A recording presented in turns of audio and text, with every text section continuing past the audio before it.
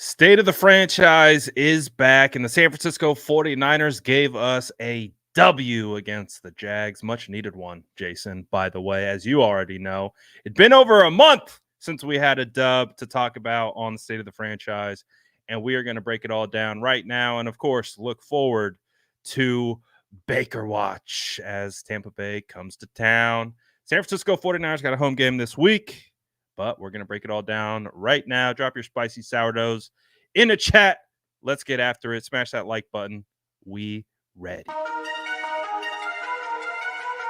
That's Jason Aponte. I'm Brad Graham. We're going to get into it all right now.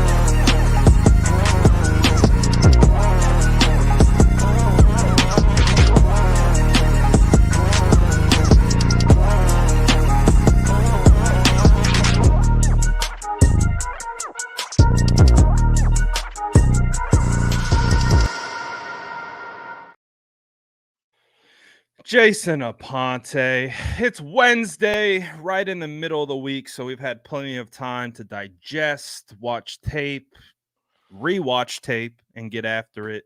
What's your feeling after getting the dub against the Jags? After a long time since we've seen the 49ers get a dub. Insanely heroic performance from Steve Wilkes. Brave to come out of the booth and just get on the sidelines. Who knew? That's all it took. Who knew? It was literally all Steve Wilkes. Has nothing to do with the players on the field.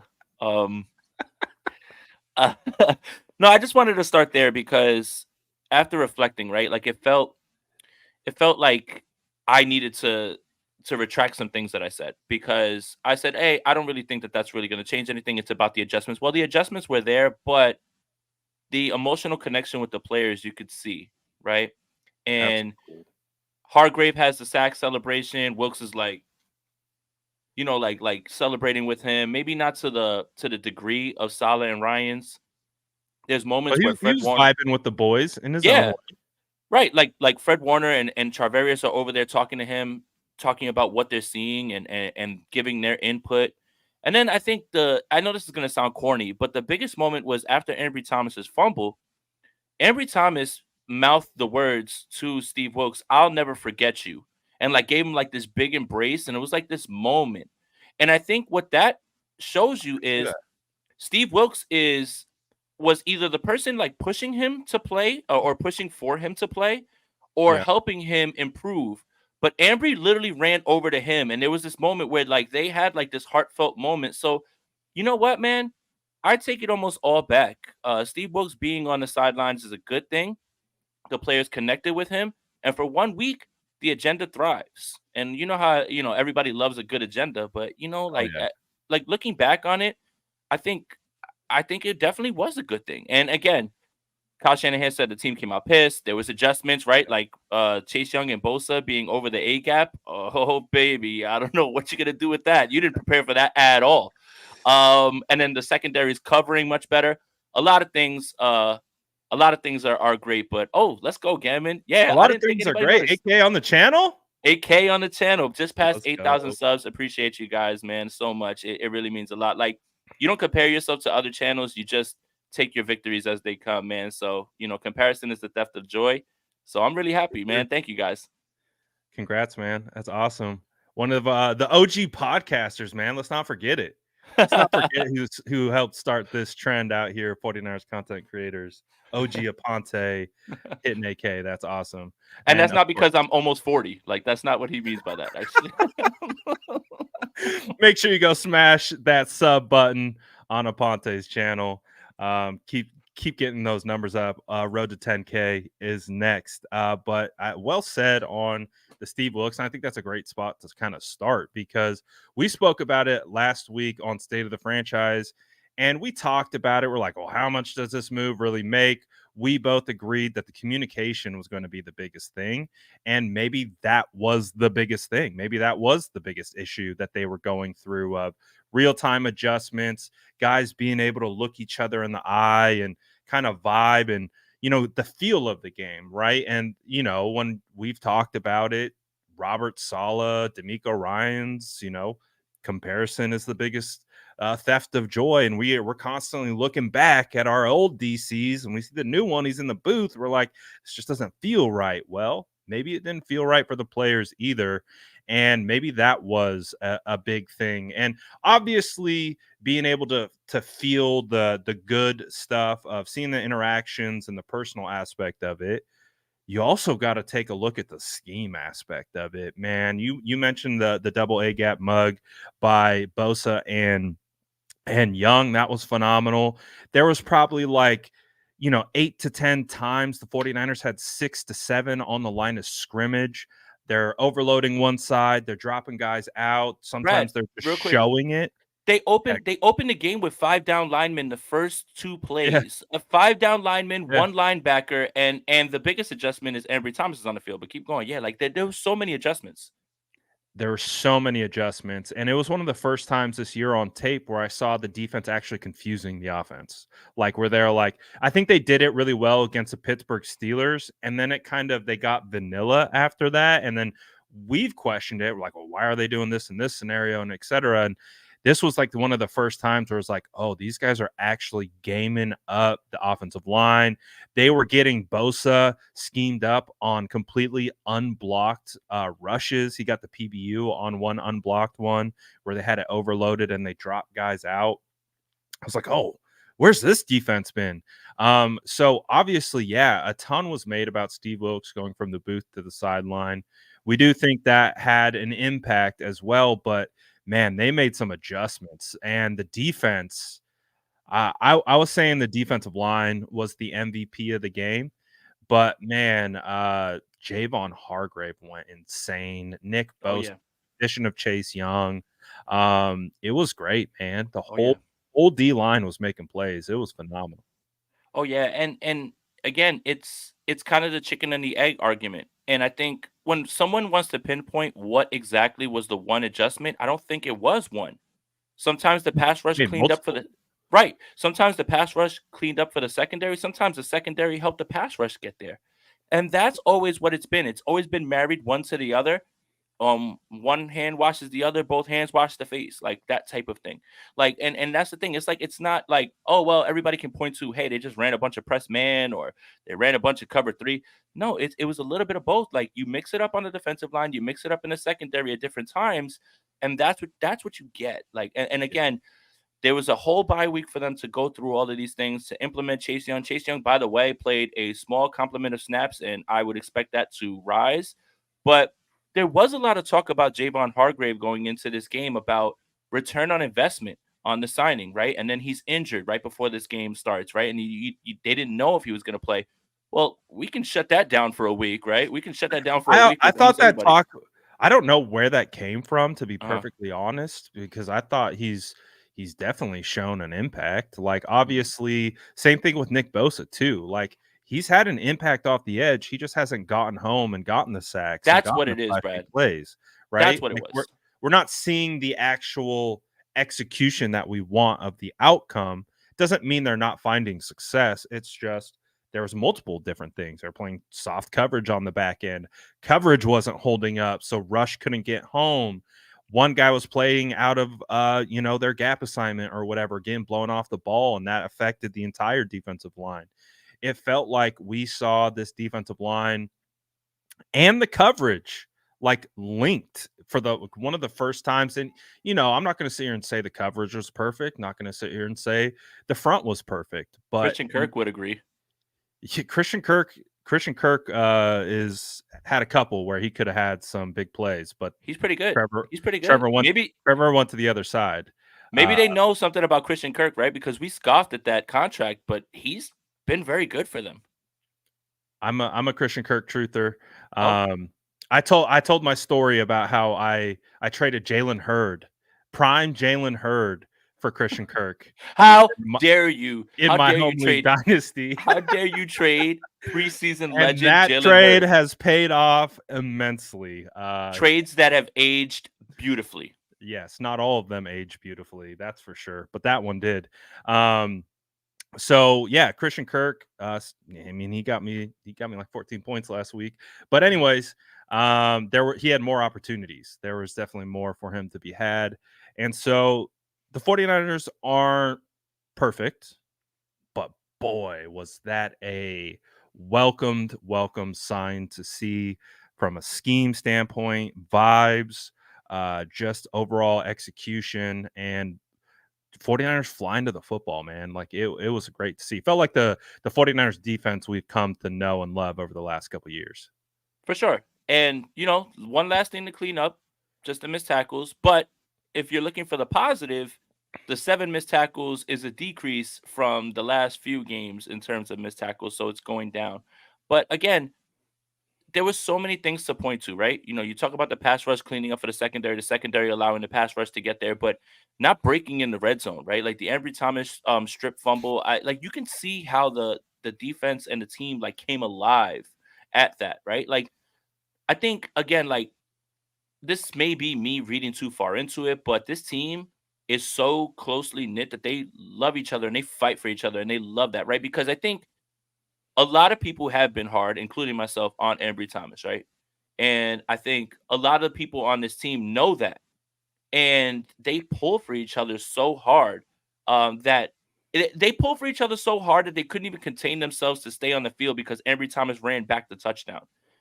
Right, like that's they literally cost Ambry Thomas a touchdown because they were so excited It's because of Kyle's the play that he fault at made. the end of the day, though. It's I'm putting that Kyle, one on it's Kyle. Tig. I remember I watched it again. It's It's on Kyle, it's Kyle, Tig, man. it's all these guys getting off the field because they're so happy that Ambry I'm gonna Thomas did let it. the rookies slide. Kyle, come Yeah, on, man. Where's yeah, the accountability? We're right. gonna come Where's after blocking his touchdown. I'm do we coming need after to you, Kyle. do we need to hire a guy like Sean McVay has to keep Kyle on Get the back. sideline? The get Get it back coach. together. Kyle was so emotional in this game. Like George Kittle catches that pass and he's just like pumping a fist, not even looking, turning his back. Settle in, Kyle. Get it together, man. Like calm down, man. Be the calming influence, dude. Oh, No, dude. but I think That was a coaching version of a Steph Curry from the Steph logo Curry 3. 3. I called Right as I a called the leader right hands, play. turn back around, walk down the sideline, splash. I called the That's right play, basically got the matchup, yeah, the throw was perfect, touchdown. That is yeah. literally like Steph from like the logo. Like literally just like stepping back and not looking. But no, again, this is a close-knit bunch. And I think that is again, perhaps because the vibes are so immaculate, this is me reading too far into it because there's not too much to be upset about in this game at all. But I did think that was kind of my takeaway from that play. It wasn't necessarily like, oh, they're undisciplined. They just pull for each other so much, man. But yeah, Hargrave, best game of the season. Nick Oh, Bosa, good to see you, pal. You and the bromance is thriving between yeah, dude. Nick Young. Yeah, we should just call him Nick Young now. We should just call him Nick Young now at this point. Nick Bosa and Chase Young. Yeah. And even Eric Armstead gets into the act, man. And it's only going to get better as these guys implement more and get more snaps. So a great start. And this is exactly what the doctor ordered for a team coming off the bye. Yeah, 100%. I would say Hargrave was responsible for 3 sacks, but he only tallied 1. He was also responsible for Fred Warner's interception as well, and he was a factor in the run game. Hargrave was balling. Eric had some cleanup sacks. Farrell had a cleanup sack, I think, based on Hargrave's pressure. But yeah, man, it was really good to see. It was even better, I would say, on film, watching the front 7 get after it. Now, we talked about it. There's plenty of room to improve. There's no perfect games, but I do think that the defense did what we needed them to do, right? Like that was really the biggest thing. Obviously, Brock Purdy and the interceptions had a life of its own over the last couple weeks, but where I think you and I identified was the defense. The defense getting back to the defense that we know they can be. And I think that was the hardest part of it. It's like they still got the same guys, a lot of the same coaches. Like we know how good this defense can be. Where'd they go? And it feels like they got their juice back. The Monstars, they were able to get the energy back from them, and it felt like they were back to just dominating. Fred was flying everywhere. It was great performance by the defense. Yeah, and that's kind of where I've been at with this whole losing streak about kind of being optimistic. It's more about don't penalize yourself. Don't turn the football over. Don't miss tackles as much, right? Like it's funny how things that are completely correctable can get corrected, and then you could look like this. Now, look, that doesn't mean the 49ers are going to win every game by 30 plus points, Wait. but Correctable things can be corrected. uh insane, right? I mean, if the 49ers were getting blown out by teams, like just destroyed, like if they went into Minnesota and Minnesota just dog walked them, right? And it was just Yeah. like they can't stop them. The 49ers can't do anything on offense. It was literally the 49ers moving the ball on offense, killing themselves with penalties or turning the ball over. Cleveland, same idea, right? Unforced errors, missed field goals, all that stuff. It's funny how when the 49ers just execute, you can be a team that wins games. And I know that that's simplistic, but it really, that's what it boiled down to during this 3-game stretch where everyone was saying the sky was falling. The sky wasn't falling because the team was just getting flat out beat. It was They're because they were beating beating themselves. themselves. Yeah, exactly. So all that stuff can get fixed. And when you have a game, even when you have 7 missed tackles, whatever it was, I think it was like 7 penalties, they're inconsequential because all the other little things you've been doing have been better, right? And you're executing in a way where you're not turning the ball over in the red zone. Brock Purdy's playing some of his best football, right? Like you get everybody involved, all this stuff, and you get reinforcements. All of these things were right there for people to view. It's just it's your point of view. Like, did you believe that that was going to be a trend that the 49ers just forgot how to play football? Or is this something that we kind of have seen with the 49ers year after year? There's always like this 2-3 game stretch under Kyle Shanahan where we're like, what is going on with this team and why are they just like Yeah. self-destructing?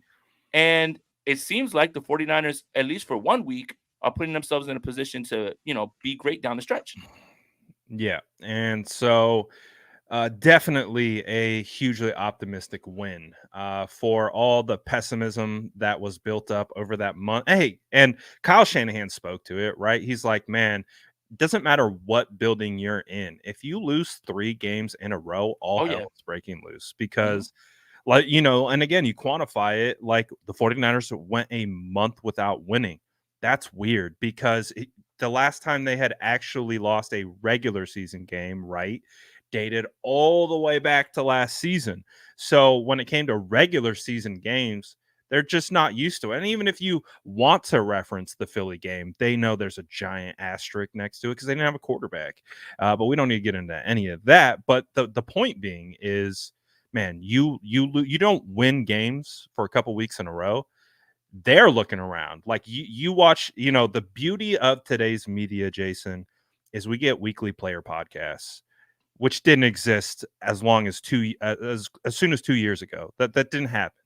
And so we get to hear from Fred Warner every week. We get to hear from Eric Armstead every week, George Kittle on their podcast, kind of talk about the current state of the team. Micah Parsons And says the 49ers are scary, Brad Graham. Micah Parsons, man, Gamesmanship.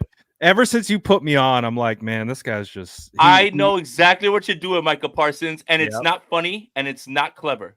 Because he played the tough guy role the first time the 49ers played him in the divisional round. Bullies get bullied. I'm from Harrisburg, and it backfired. And ever since then, he's playing he's, Mr. Nice Guy. You don't fool me. Nope. And so it's fine. We'll let him wax poetic on the San Francisco 49ers if he wants, but we ain't buying what he's selling. But the point being is, like, you could hear guys like Fred Warner's leader of the team looking around like, man, like, we know we're capable, we know we're good, we know we have the pieces. We don't have to look outside. We just have to look inward, and we got to fix it. And so the defense did that. They stood up. Everyone was under fire. Everyone was getting scrutinized by the fan base, by outside the fan base. It was like, what's wrong with the 49ers? And they really did a good job of getting everything back on track. And the other thing, Brad, is we talk week to week in this league, right? Like week to week, things can change. Yeah. Right after this game, what's the narrative? Niners are back. That's it. And it's just all it takes is one of these wins, right, to completely flip the narrative. And that's why 3 games is a trend. That's definitely a trend, right? Like For sure. once, Well, yeah, that's once why is the an concern for me was coming in. I was like, all right, right. this is interesting what we got going. Once is an aberration, twice is a coincidence, 3 times is a trend, right? So it's 3 straight games where it looks like that. But there was reasons for it, right? Like you can contextualize it. But then all it takes is one of these wins, and now everybody's like, well, Look at Philly's schedule. Philly has Kansas City, and they've got Buffalo. Who knows what Buffalo team is going to show up? Right. They've got the Niners, Seattle, and Dallas. So there's games for them to lose. So what about the number 1 seed, right? Like, it's so quick for things to change, and all it takes is one of these performances again. Again, this team is not the team that wins by 30, and they're not the team that loses those type of games. They're somewhere in the middle, but when you put it all together in that way, like you saw on Sunday, that can be a result. It's in the range of outcomes. So again, perfect timing for one of these. Like the game was over when George Kittle makes that catch right at halftime. That felt like the Steelers game, where it was like, okay, the game's still a little close, and then boom, touchdown, game over. Like, that's it. Like, I went on complete cruise control watching the rest of the game. It just felt like that was like the last blow. So when the 49ers have a chance to knock you out, and they do early on like that, they have a chance to snowball you, like avalanche, like complete avalanche you. Like, that is absolutely one of the ways that those games can go. But as a team, as an opponent, you can't let that happen. Yeah, we like when the 49ers start out hot, score on opening drives, and really put the pressure on the opposing team, because it feels like the defense feeds off that. And again, one of the main things that I called for was getting back to complementary football. That was it, man. Offense helping defense, defense helping offense, and away they go. I mean, and like we've talked about, it's predominantly positive. I mean, there really isn't a ton of negatives to take away from the game. And of course, you don't want to focus on negatives after a win and all those types of things. But, Game and Browns kind of shepherding us into kind of how Lenore struggled, had 3 of 7 missed tackles. He wants Womack to step up. Womack is still officially on injured reserve. Maybe if you guys didn't know, Nick Zakel officially on IR with a torn biceps right before we hopped on here. That opens up a 53-man roster spot. Maybe I just seeing Womack's name made that click. Maybe they bring Womack into that active role, because I think part of the reason why we don't see Darrell Luter, Beal, or Womack right now is just they don't want to cut anyone on the 53. But now you have an opening. Do you think they bring Womack potentially up into that role? Who do you kind of see the 49ers? How do you see them filling that roster spot? Well, that would absolutely make sense, because he's the one with the experience, right? With Beal and Luter, it feels like those guys, if they had their way, they could redshirt them and get them ready for next season, right? Yes. I do think that they view Darrell Luter as their outside corner of the future. And the 49ers are like notorious for this, like knowing one guy's about to leave. We have someone who we think can step in the spot. So I think it absolutely would be Womack. But I wanted to talk a little bit more about the adjustments with Steve Wilks. The biggest adjustment was they didn't want Isaiah Oliver on the field at all costs. Yeah, he didn't play at all. At all. 3 snaps. Three snaps on mop-up duty. So when they pulled starters. Out of the bye week, we talked about adjustments. They were like, we do not want to see Isaiah Oliver in the slot anymore. And that's why you see Demo there. And that's why you see it was a shock. You come out the first 2 plays, 5 down linemen, only Fred Warner. And then I see number 20 outside. And I'm like, wait, what? Like, where did this come from? Like, this young man couldn't get on the field. But that should go to show you what they feel about Isaiah Oliver. That I know Kyle tried to clean it up in the press conference and say, well, we'll go week to week, and we'll figure out what the personnel group's going to be. And no. You guys had a whole week where you evaluated the defense and you figured all that stuff out. You didn't want to see Isaiah Oliver on this field. You didn't want 26 on the field at all. So you thought the best idea was to bring Ambry Thomas on and put Lenore in the slot, which was always the idea when the 49ers were looking for a cornerback in the trade market, right? Like, that was the idea. The whole idea was that. Yeah. Right. The whole idea was let's kick Lenore inside. Let's have another outside corner. That was the whole idea. Well, the 49ers took their entire bye week, reevaluated their defense, and said 26 can't be on the field anymore. We're going to kick Lenore inside. We're going to put Ambry outside. So while Lenore had 3 of the 7 missed tackles, also allowed 7 catches on 7 attempts. By the way, Christian Kirk is really good. I just want to make sure we say that one more time. He had himself a hell of a game. Ambry Thomas could have been better, actually. No, it could have been. Ambry Thomas didn't allow a thing, basically. I think he allowed 1 catch for 7 yards, if I'm not mistaken. That was actually attributed to him, according to PFF. That deep pass to Ridley. Yeah, or Ridley or Kirk, that wasn't on him apparently. That like PFF didn't give him that one. Yeah, I know.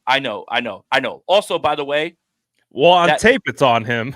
and that's what I thought too. I was like, wait a minute, like how? Like that was a long throw. By the We way, did the film breakdown earlier today. I watched that one. Yeah, that was definitely on Ambry. He was really close in coverage. Right. Like, and it looked, and remember, close. they had to review the play to make sure he caught it. But that's just again like how funny like PFF is. And then to double down on that, the throw for the touchdown to Brandon Ayuk that Kyle called one of Brock's worst decisions, that wasn't even deemed a turnover worthy play. So it's just weird like how PFF has their way of doing it. But regardless, right? The point is they went through that whole week and they said, we don't want to see Oliver on this field anymore. We are going to just kick Lenore inside and we're going to take our chances with Ambry Thomas. I think that's why you saw Ambry react the way that he did to Steve Wilks, because there has to be either Wilks coaching him up or Wilks pushing for him to play. And he rewarded him with that strip sack, that strip fumble. And that's where you saw that emotion kind of come from, because it did kind of feel like Ambry was behind, everybody, and nobody wanted to see him on the field, and everybody just said, "Oh my God, 20's on the field." So it was. I never thought we would see Ambry on the field again unless of an injury. Without injury, yeah, without injury. So it's good. I was just gonna say, like, we've seen training camp the last couple years. It's been rough for Ambry. It has been rough. It's been like, I was really trying to be patient with him as a rookie, just because I'm always going to be patient with rookies because you never know how they're going to develop. Especially corners.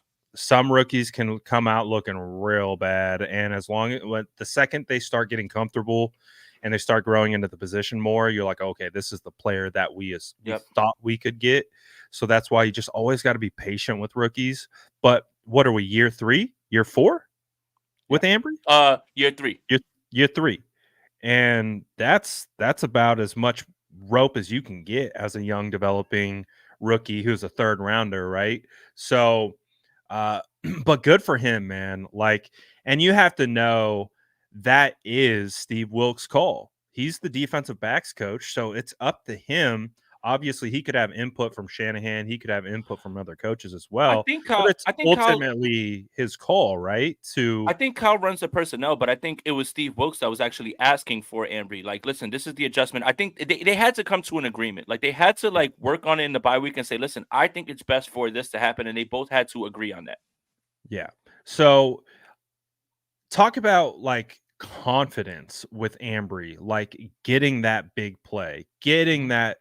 That was like the real, like you've talked about the other nails in the coffin earlier, like that was the official last one where it's like they're dead, like they can't score here and they turn the ball over, they're done. Like this game there's no way they're coming back. So what kind of confidence do you think can be built from Ambry from a play like that? And you talked about the reaction on the sideline too. Defensive backs have such a thankless job. I think it's one of those positions where everybody is just like, oh my God, he's getting beat. And they don't realize how hard it is to be a defensive back, to be able to anticipate routes, to face world-class athletes and try to beat them, right? And I think I've kind of lost sight of that with Ambry as well, too. I think only because little simple things fundamentally are missing, like at times with him, where he loses himself and he's not in the right position, or he's in the right position, can't make a play on the ball. It's just little stuff like that. Defensive backs are thankless.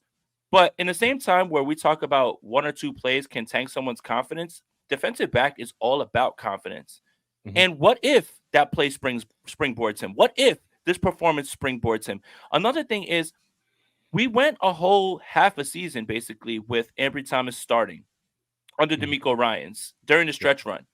And DeMeco did the best he could to not put him in harm's way, to either shade someone his way or give him enough cushion to, rally to the ball. I don't think that the Steve Wilks is going to have anything different than that. I think that, again, you're going to find a way to put people in advantageous situations. And how much does one performance springboard someone from the depths, right? And it's so hard to pull yourself out of losing confidence or playing without your confidence, that something like that and that emotion that you kind of saw, optimistically looking, it could be the game that we point to where Ambry Thomas goes on a little streak and starts to play well. And then you think about where the 49ers fans were on trading for a cornerback, it doesn't happen. What if your trade deadline move was unlocking Ambry Thomas and he's on your roster and you didn't have to give anything up for him? What if, right? I'm not saying that I predict that, but this is in the range of outcomes now that he's got a good performance under his belt. He's starting to feel good. The defense is playing better. If the pass rush can save him a little bit more at times, then it can all start to click. And every time that everybody looks at the trade deadline, when you don't bring someone in, it's always, well, why didn't they try? We don't know if the 49ers didn't try. It sounds like they checked in on a bunch of people. But what if what if you look at this and you say the trade deadline acquisition and the person out of the buy that's helped our secondary the most has actually been someone who's been here the entire time.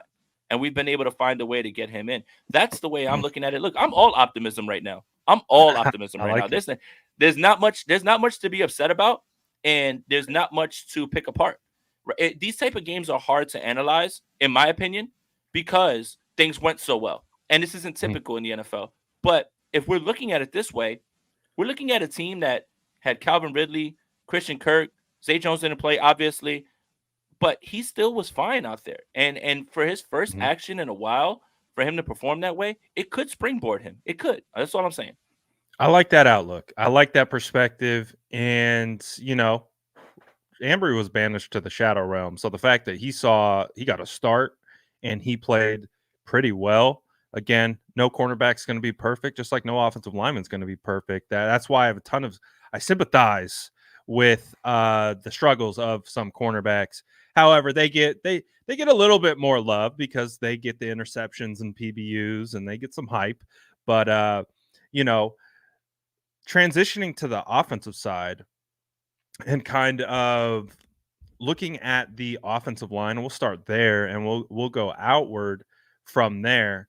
What did you think of the offensive line's performance? Any particular player stand out to you, good or bad, on the O-line?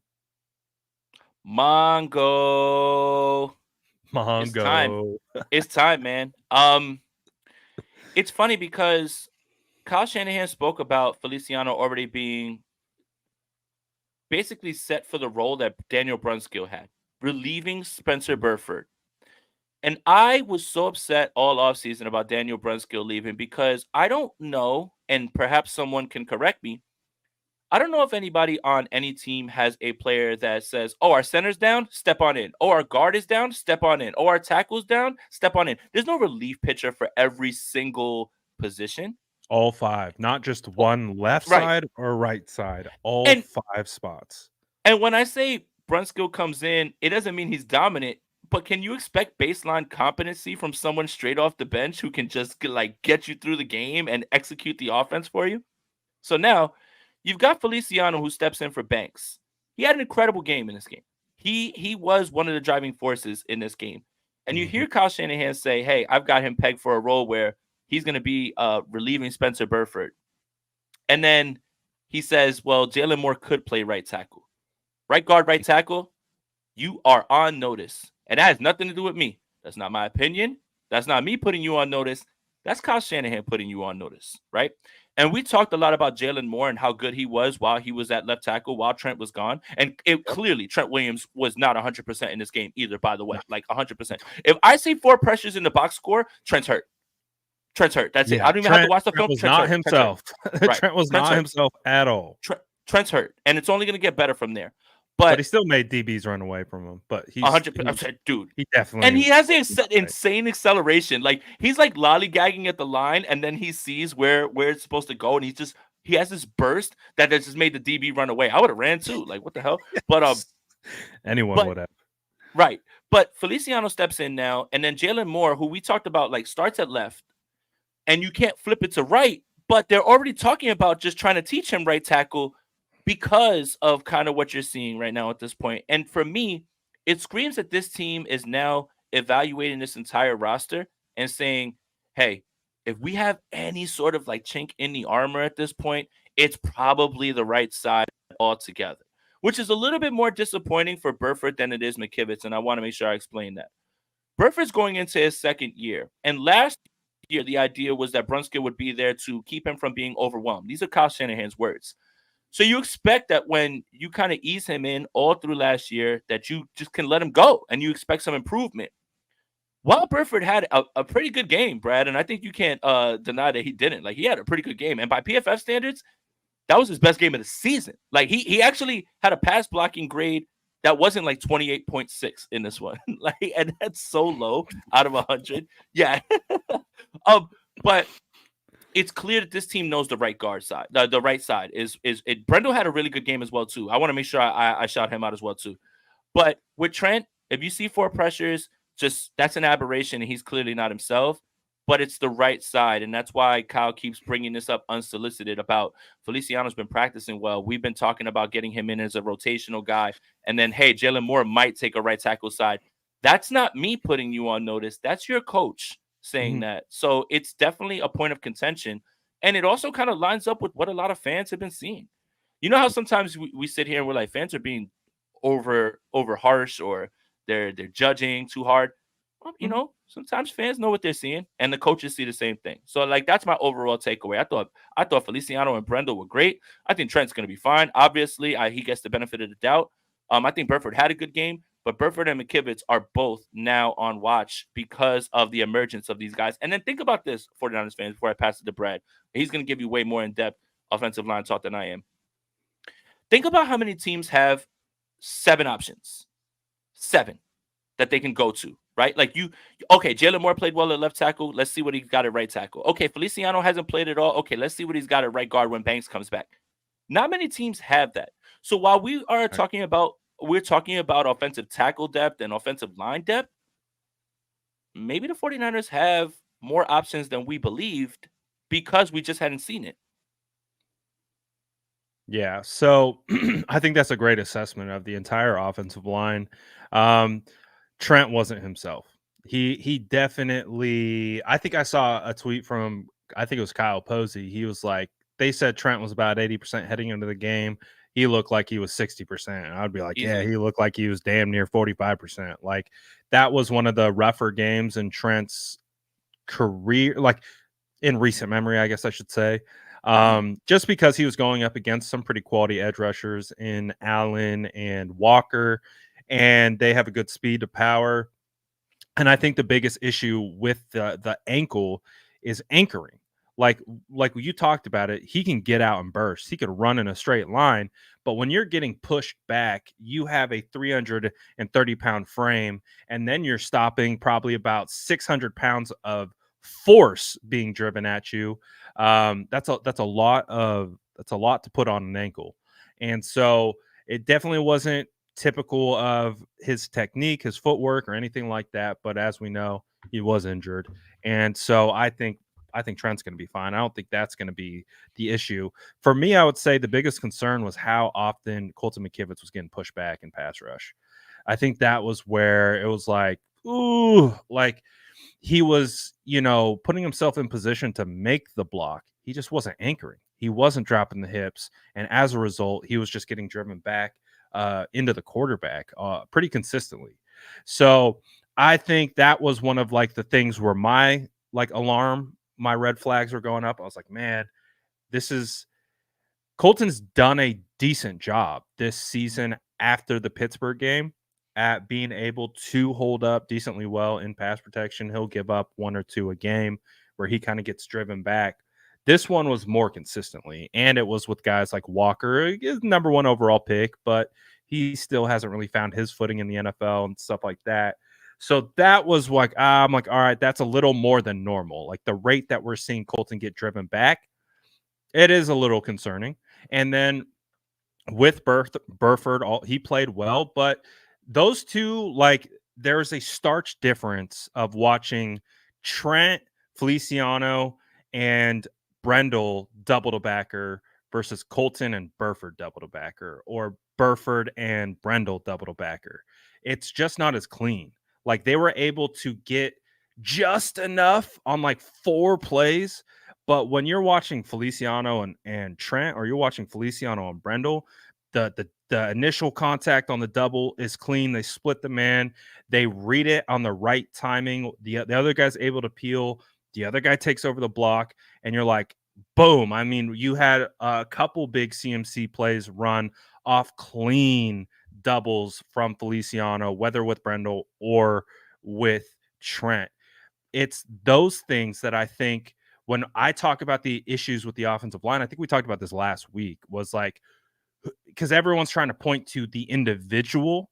And I'm like, it's not necessarily the individual, it's the unit. It's the unit playing consistently well together.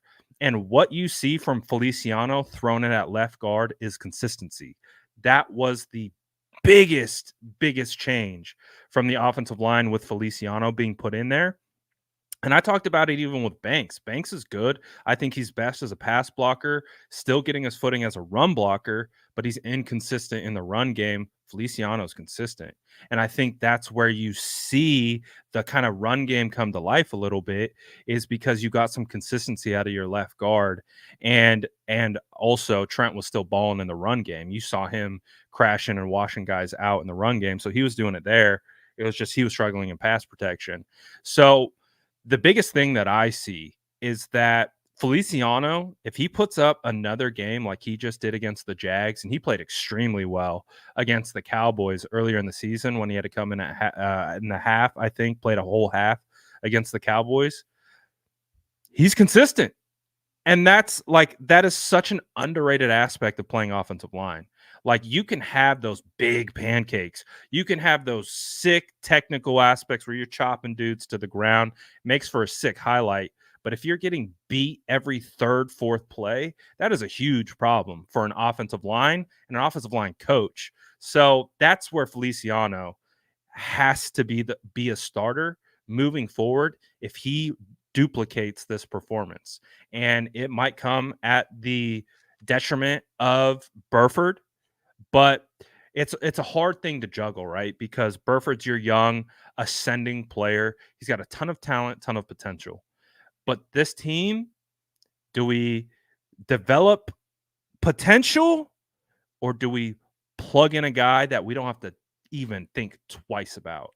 And that's, I think, where they're at. And I think because the Banks injury, it saves Burford from them making that adjustment out of the bye where Feliciano started at right guard. I think that's where they were headed. But the thing is now if we see that change, Banks comes back. I think they got to put Banks back. We know the potential he has. And you flip Feliciano to right, the whole fan base, I think, will understand it, especially if he puts in another game. So we could see some adjustments. And you talked about Jalen Moore. That could be adjustment as well. Yeah, and again, this just goes to show that the team is still being evaluated. They're still trying to figure things out, right? Isaiah Oliver's on the field for a while. Okay, now you're not working. We got to make a move. Feliciano's been putting together great practice reps. Okay, we've got to get him in there. Again, this team, when we look at them, they're not a finished product in terms of the execution. They're also not a finished product in terms of personnel groups. And the team is always going to evaluate those things. And again, we we we kind of chastise sometimes the 49ers for not addressing offensive line, but I will give them credit for being able to find production from guys that are just kind of sitting around, like almost like bargain basement type stuff, right? We saw Tom Compton be good. Daniel Brunskill comes from another league, like not even the NFL. Undrafted free Right, agent. Yeah, right. like And you was a find guys tight that end can at one point. right, that can give you competency, right? And I think that's the difference. No one is trying to tell you that Feliciano is this top guard in the league or, anything like that. I think that's where it kind of gets lost. But I do think the idea of baseline competency and being able to have someone who can come in and perform at the position is incredibly underrated, especially Brad, because I feel besides quarterback to backup, the only other position group that you see the largest drop off from starter to backup is offensive line. And that's why some people don't even have five good offensive linemen or five starters, right? Some people don't even have five. The 49ers have a few options right now going into the next week. And that's something that, again, you can be concerned about that because we've seen the quarterback injuries, but it's still okay to give credit to the fact that these guys find production in places that you would have never found with those guys, with guys who have been tossed around or just tossed aside. And I think that is something that should be at least noted. Yeah. And hey, Feliciano to me was a starting caliber offensive lineman when they signed him for like basically the veteran minimum. And sure enough, that's exactly what he's proving to be. So it's going to be interesting to see how he continues to perform moving forward and what the final adjustments are. But I think you can also look back on past seasons. Like look at the 2021 season when the San Francisco 49ers lost Raheem Mostert. What did they do? They had to turn to Debo Samuel out of the wide back by around week 6, week 5, week 6, make the adjustment. Offense, he backpacks the offense to the NFC Championship game. So, if there's one thing to give a lot of additional credit for, is Kyle Shanahan and his coaching staff know how to make adjustments with personnel. They know how to give guys opportunities, but also know when to make a shift when things just aren't working. So it's going to be interesting. To Burford's credit, he did have a pretty solid game. But Feliciano had a better game. Feliciano, in my opinion, was the best offensive lineman Me on the too. field for the 49ers. And when that's your best offensive lineman coming up off the shelf, he shouldn't be on the shelf for too much longer if he turns in another performance like that. So it'll be For sure. interesting to see what we get from Feliciano moving forward. Roberto says Brad and Jason are royally goated. Ooh, Oh wow, we're royal. We're royalty I over love it. here. Shout out to Roberto. Justin quickly says, "Did you guys see Jason Brett got released? What do you think of adding him if he's healthy? What do you got quickly on that one?" For the vibes, absolutely. Bring him on the practice squad. Bring him on the practice squad. See what happens. I mean, D'Amico thought enough of him to try to bring him in. But yes, he did just get released. I wanted them to take a shot on Jack Jones as well too. His record and all that stuff be damned. Um, you know, uh, I'm of the mind when I see a person who's damaged, I can fix them. So I kind of hope that the 49ers felt the same exact way, but he didn't make it to the team either way. But yeah, I mean, at this point, stockpile as much as you can on the practice squad. I don't think people are really going to be all over Jason Verrett on your practice squad and trying to take him off of there. And you never know. But again, who knows how much he has left in the tank? But again, on the practice squad, it's no harm, no foul. Yeah, it's zero risk, Yep. potential reward, and Hmm. he's a guy that the 49ers love. Yep. So if you wanted to, yeah, why not? Yeah. But it'll be interesting to see what the Yep. 49ers do to fill that final 53-man spot and whatever, how they fill out the practice squad, what they do. They have some roster moves to make, Yep. so it's going to be interesting. Well, Jason, we've done something unprecedented in 49ers content We didn't creation talk about the history. quarterback. We didn't talk about Brock Purdy Wow. until officially 48 minutes on the clock. So the people want to know, Hmm. is Brock Purdy for real? What is he? I think I asked you this question last week. Hmm. Has your answer changed? No. In fact, it's been reinforced. Brock Purdy has largely been this guy aside from moments. Moments. Don't lose sight of the forest staring at the trees because of the interceptions at crucial times, which are in the red zone or on the last. Largely, he's been this guy. And when he plays clean, that's what you get. When you look at the numbers, it bears out his season very well. Last week we talked about it. I went through all his numbers. I went through everywhere he is right now in terms of how many dropbacks. It was very similar with many improvements. Brock Purdy is fine. Yeah. It's funny how this works. Yeah. Do not turn the football over, you win games. Do Ooh. not fumble the football, you win games. It was always things that could be corrected. And I Oh. talked about it, and I'm going to say it again.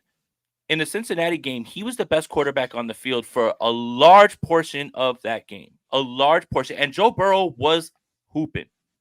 Brock Purdy was the best quarterback on the field. But then in the fourth quarter, interception, fumble, game gets out of hand, right? It's those little stretches that have clouded his overall body of work this season. And this week, Obviously, you have the touchdown pass that Kyle called the worst decision, which Kyle just let it go, dude. Just like, come on, man. Like, I just understand why you have to be so blunt. And I made such a good Major League reference about it. It's the manager says, "Nice catch, Hayes. Don't ever do it again." That's literally probably what Kyle said to Purdy. But the throws that were on tape, everybody looks at that Kittle throw, which I thought was very impressive because the drop back lined up with the dig route, meaning it's not going to be a 7-step. You get to 5, and that's why it looks like the pocket's collapsing very much, even though it is on Cole McKivitz, which it definitely was. But the ball gets out and it gets to that spot. That's a play that when a quarterback in that muddy pocket, the ball would either be underthrown, thrown out of bounds, or just a sack. There's so many throws. Some guys don't even throw that ball. Right. They're just, I'm screwed. Escape. So many throws in this game were impressive that he makes look routine. Yes. And for what are we in? Were we in week 10 now?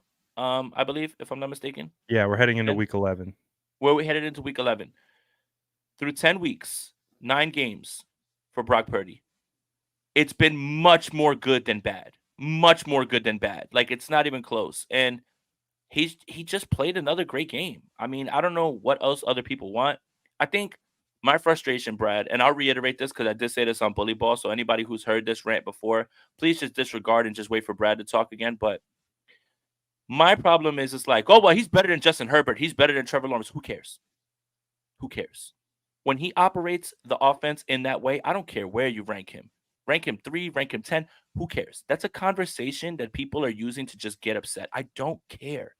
When he operates the offense in that way, the 49ers are going to win games. I don't care where you rank them. Quarterback rankings are for conversations, angry arguments, discussions, Twitter engagement, and YouTube videos. I don't care about that. None of that matters. It doesn't matter where you rank Brock Purdy. As long as Brock Purdy plays like that and this offense operates like that and doesn't turn the football over, the 49ers are going to be fine. And I don't care where you rank them because I have no interest in talking about whether I think he's better than Justin Herbert or Trevor Lawrence or this guy. I don't care. None of it matters.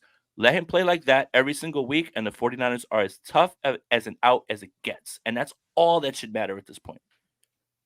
Brock looks like a 10-year vet in this system. Yep. In what we would call probably one of the most complex systems in the NFL by Kyle Shanahan. We know that there's nothing easy about it. You hear any of these players talk about it.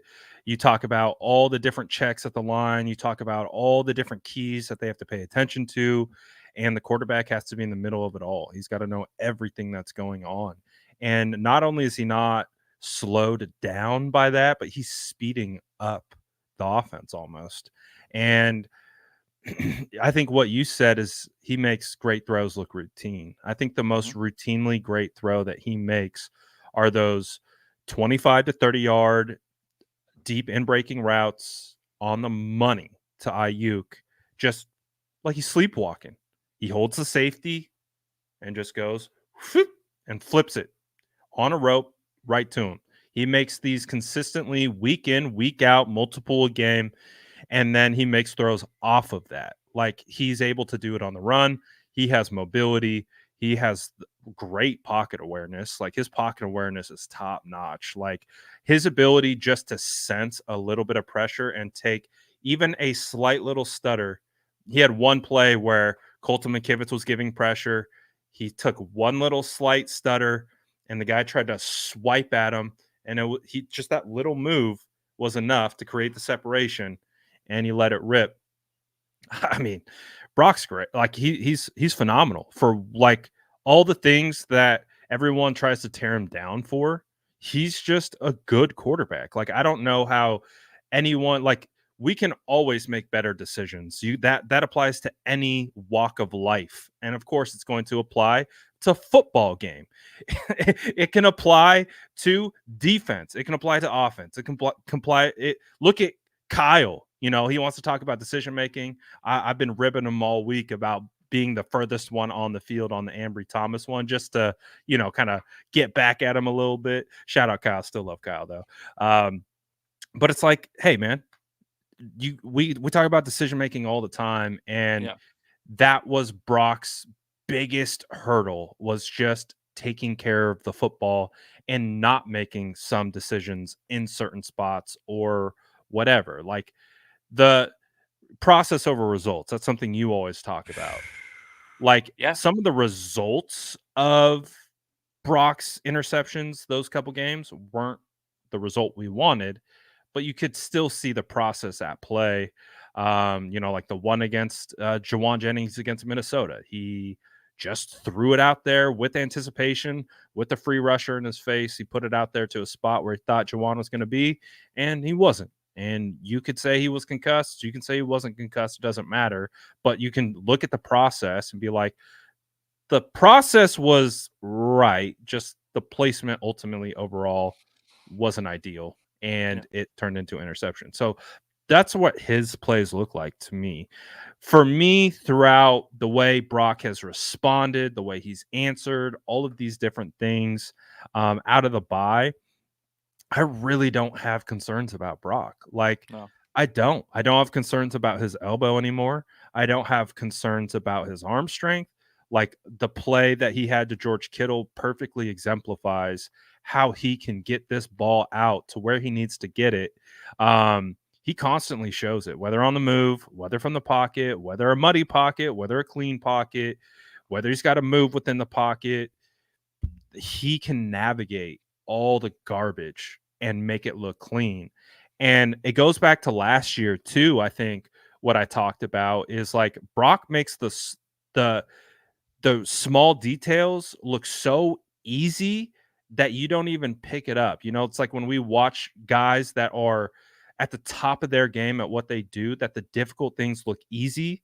He makes all the small, intricate processing nuance of the game at times look very easy that we don't even pay attention to it sometimes. So I got no questions with Brock. I mean, I've felt very strongly, and obviously there's two sides to this. We can be overreactionary, like with his game against the Dolphins last year, with his destroying Tom Brady in the Bucks in his first start with a broken rib, and then going on a short week with a broken rib and beating Seattle. We can be overreactionary and be like, "Oh, he's better. He's way better than Jimmy. He's playing like a top 10 quarterback." All these different types of things.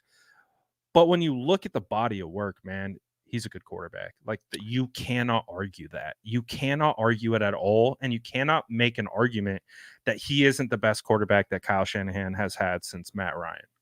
Yeah, easily. And one more thing about the Brock Purdy thing, because I want to get your take on this. The Brock Purdy discourse is so bizarre. And what I mean by that is it's the rush to say that he's top 5, top 10, or the rush to say that he's not good at all. Yeah. And the young man hasn't even started his 15th game yet. And Brad, when Trevor Lawrence struggles, well, he needs more weapons. Well, it's his coaching. Well, just give him some time. It's the Oh, Jaguars. it's the Jaguars, or if it's even like guys like Justin Fields. Well, I'd like to see him with an offensive coach, everybody gets a little bit more time, but with Brock, he has to be a finished product right now. He has to either be this good or this trash. And there's nobody right now that is sitting there going through the proper quarterback evaluation process with him. In which what's the rule of thumb we say, Brad, when a quarterback comes in the league? I need 3 years. I need 3 years as a body of work before I can come to a strong conclusion if there isn't strong evidence for much of that. And there's no way that you're going to get me after 15 games to automatically make a grand proclamation one way or the other. Has he been playing great? Absolutely. I've been the one telling you guys, like, hey, he's been playing very well, like largely. He just has those little stretches. But for some reason, and I think it has to do with his draft capital, everyone is out to prove that he's really good or really bad. And I don't understand. I don't understand it. And I don't think that it's as simple as people saying he's top 5 or he's trash. The answer is somewhere in the middle. It's not black or white. It's gray. It's gray. And the rush to knock Brock down has to do with, well, it's Shanahan's scheme. Oh, well, I mean, anybody with those playmakers can do that. oh, well, he's just dinking and dunking. There's so much to the quarterback position that I don't think that there's any way for you to get to a conclusion on a quarterback after 15 starts. It's just impossible unless you want to be in a rush to be the guy that said I told you so, or I saw it because I know ball, instead of being patient, right? Like it's always I told you, but then when it's a bad game, it's like you brush it off. It's like, guys, everybody slow down, everybody, right? There's a way to objectively say that Brock Purdy has been playing very good football. That does not mean that you need to throw yourself out the window and say he's top 5, or that doesn't mean you have to throw yourself out the window and say, well, he's going to be trash. I've never seen a quarterback have no sort of spectrum of where he could land, either here or here. There's nowhere in between for Brock Purdy. There's nowhere in between. It's either he's the man or he's trash. And I've never seen it ever, because there is no sort of nuance, or there is no sort of evaluation process. For some reason, when it comes to Brock Purdy, Brad Graham, that has been tossed completely aside. We need to make grand statements on him right now after 15 starts. You need to know right now what he is, as if he can't get better, or as if there's something else in his realm of possibilities, Brad. I don't think I've ever seen a quarterback in this be judged this way ever, in my opinion. No, it's crazy because he's Mr. Irrelevant. So the entire league That's agreed he's not worthy of being an NFL quarterback, and he's out here proving every single person wrong.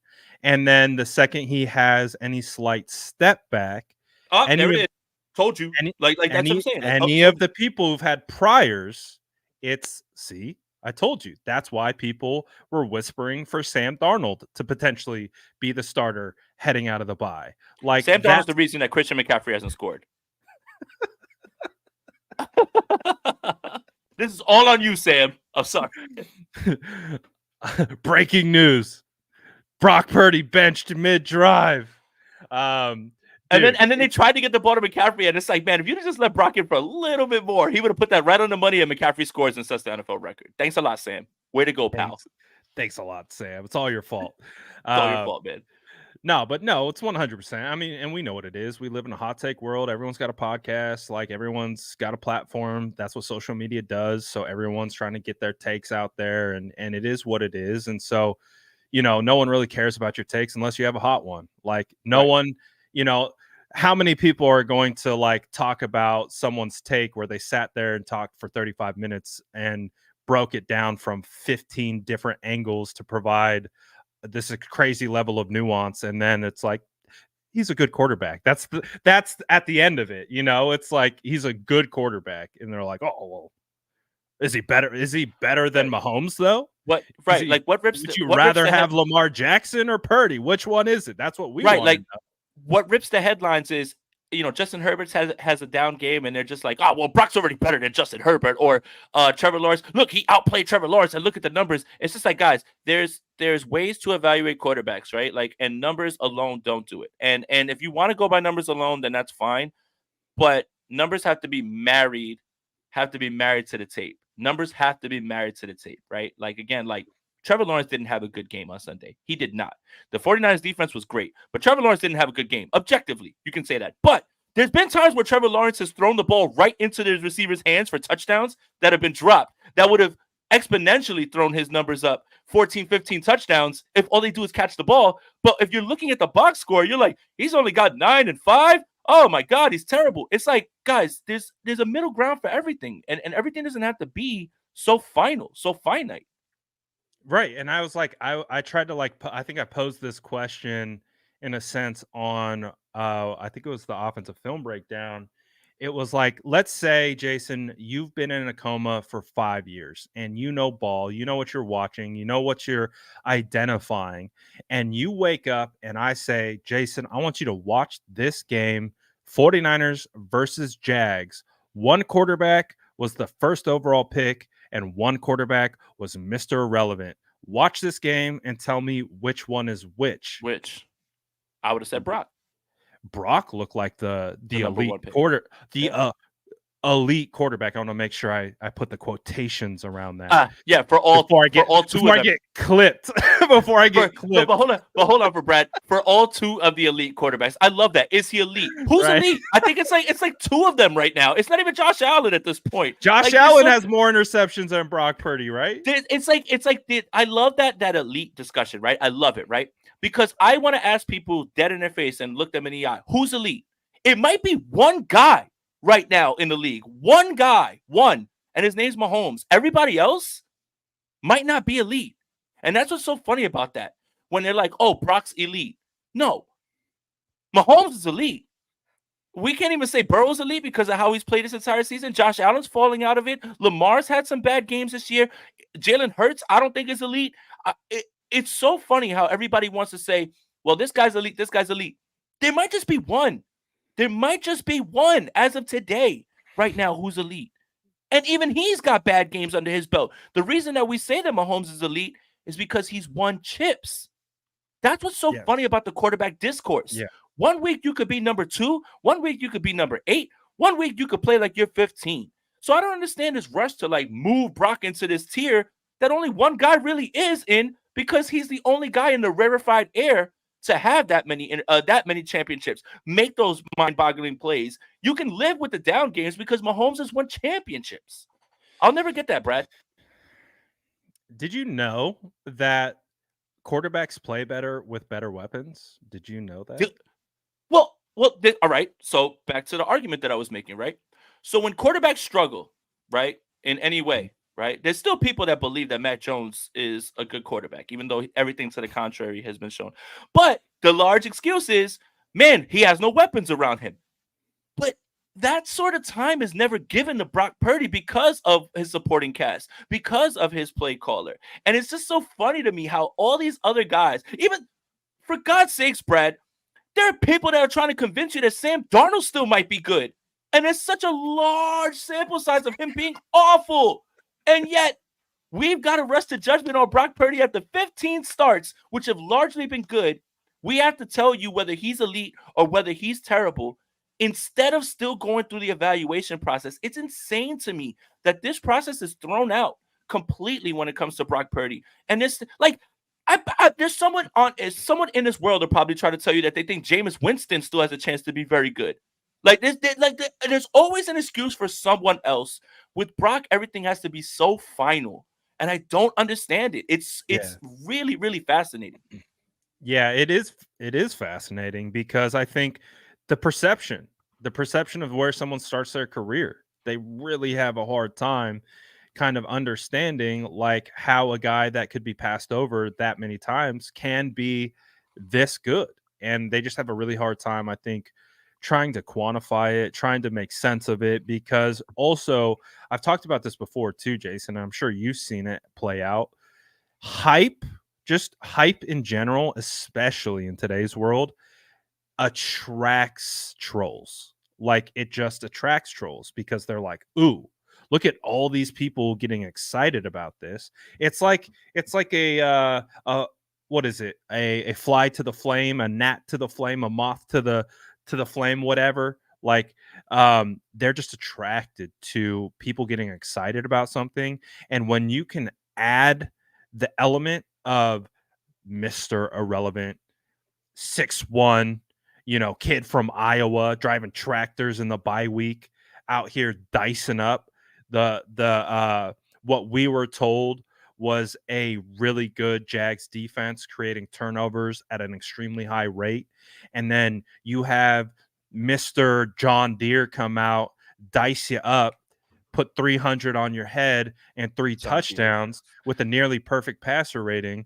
Like, how do we quantify this? But he just threw game sealing picks against the Bengals. But again, like, to your point, there's no nuance. The reason why the 49ers were in that game was because of Brock Purdy. It just ultimately kind of fell apart at the end. And he was responsible for that. He had his role in that. But just like all quarterbacks across the league, and you pointed to this, Jason, all of them have struggles. And that's where you are continuing to pose the question is, why is everything so finite with Brock? when across the league, guys have good days, guys have bad days. We live in such a week to week. You talked about that, a week to week kind of silo of content that it there's like a legitimate like revamping of the takes 1 week at a time in the NFL. So the guys who can do it the most consistently are going to climb up the ladder the most. The reason why Brock is so up and down now is because people were already questioning him, but then he had the MVP frontrunner hype and then kind of fell back to reality a little bit. And then it was like, oh, see,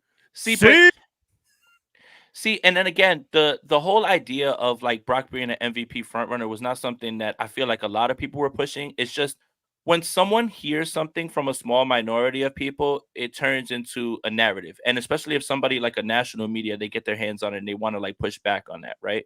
Like you should be allowed to form your opinions and change them as you get new information. Let's start over, right? With this whole Brock Purdy thing, right?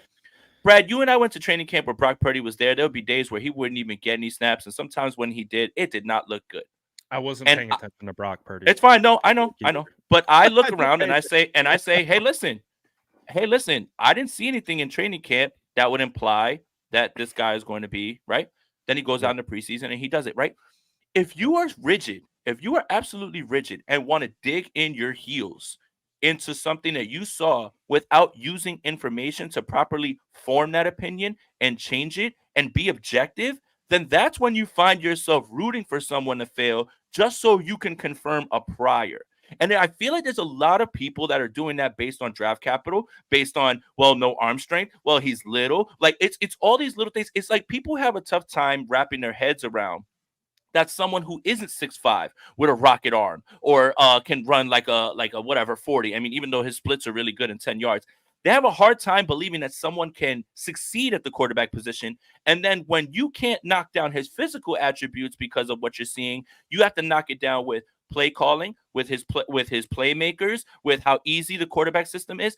And it's just, you lose objectivity when you confirm priors. I could have sat there and just completely like anytime he threw an interception, see, I told you this is what I said. No. The larger body of work has shown you that whatever I saw in training camp and what many people saw is not symbolic of the player that he could be and what he's doing now. Sometimes guys aren't practice players. Sometimes as a rookie, you're trying to figure things out, and sometimes guys figure it out. So when you find yourself trying to confirm a prior is when you find yourself losing credibility. I would rather 10 out of 10 times come out and say, hey, listen, my initial diagnosis on this young man was wrong. I've seen this, and this, that's improvement. If you cannot say that you are impressed by his improvements, by his play, regardless of what you thought when you first saw him, when he was first drafted or how at training camp, now you have backed yourself into a corner that you can't get yourself out of, and you find yourself rooting against the young man, which is a sad, sad thing, as opposed to trying to get it right and not be right. That I will always stand on that and stand on business 10 out of 10 times when it comes to that. Standing on business, doing something that y'all people will never do, standing on business. 50 against one man army. I think the biggest way you back yourself into a corner is you have your take, you're proven wrong, you have to apologize and give the credit where credit is due, and then a slip up occurs, and then you go back and say, see, I told you. That's where you're just along for the ride, right? That's where you actually aren't. Your opinion really doesn't mean anything because you have to succumb to what is occurring. So you have to change your narrative to fit.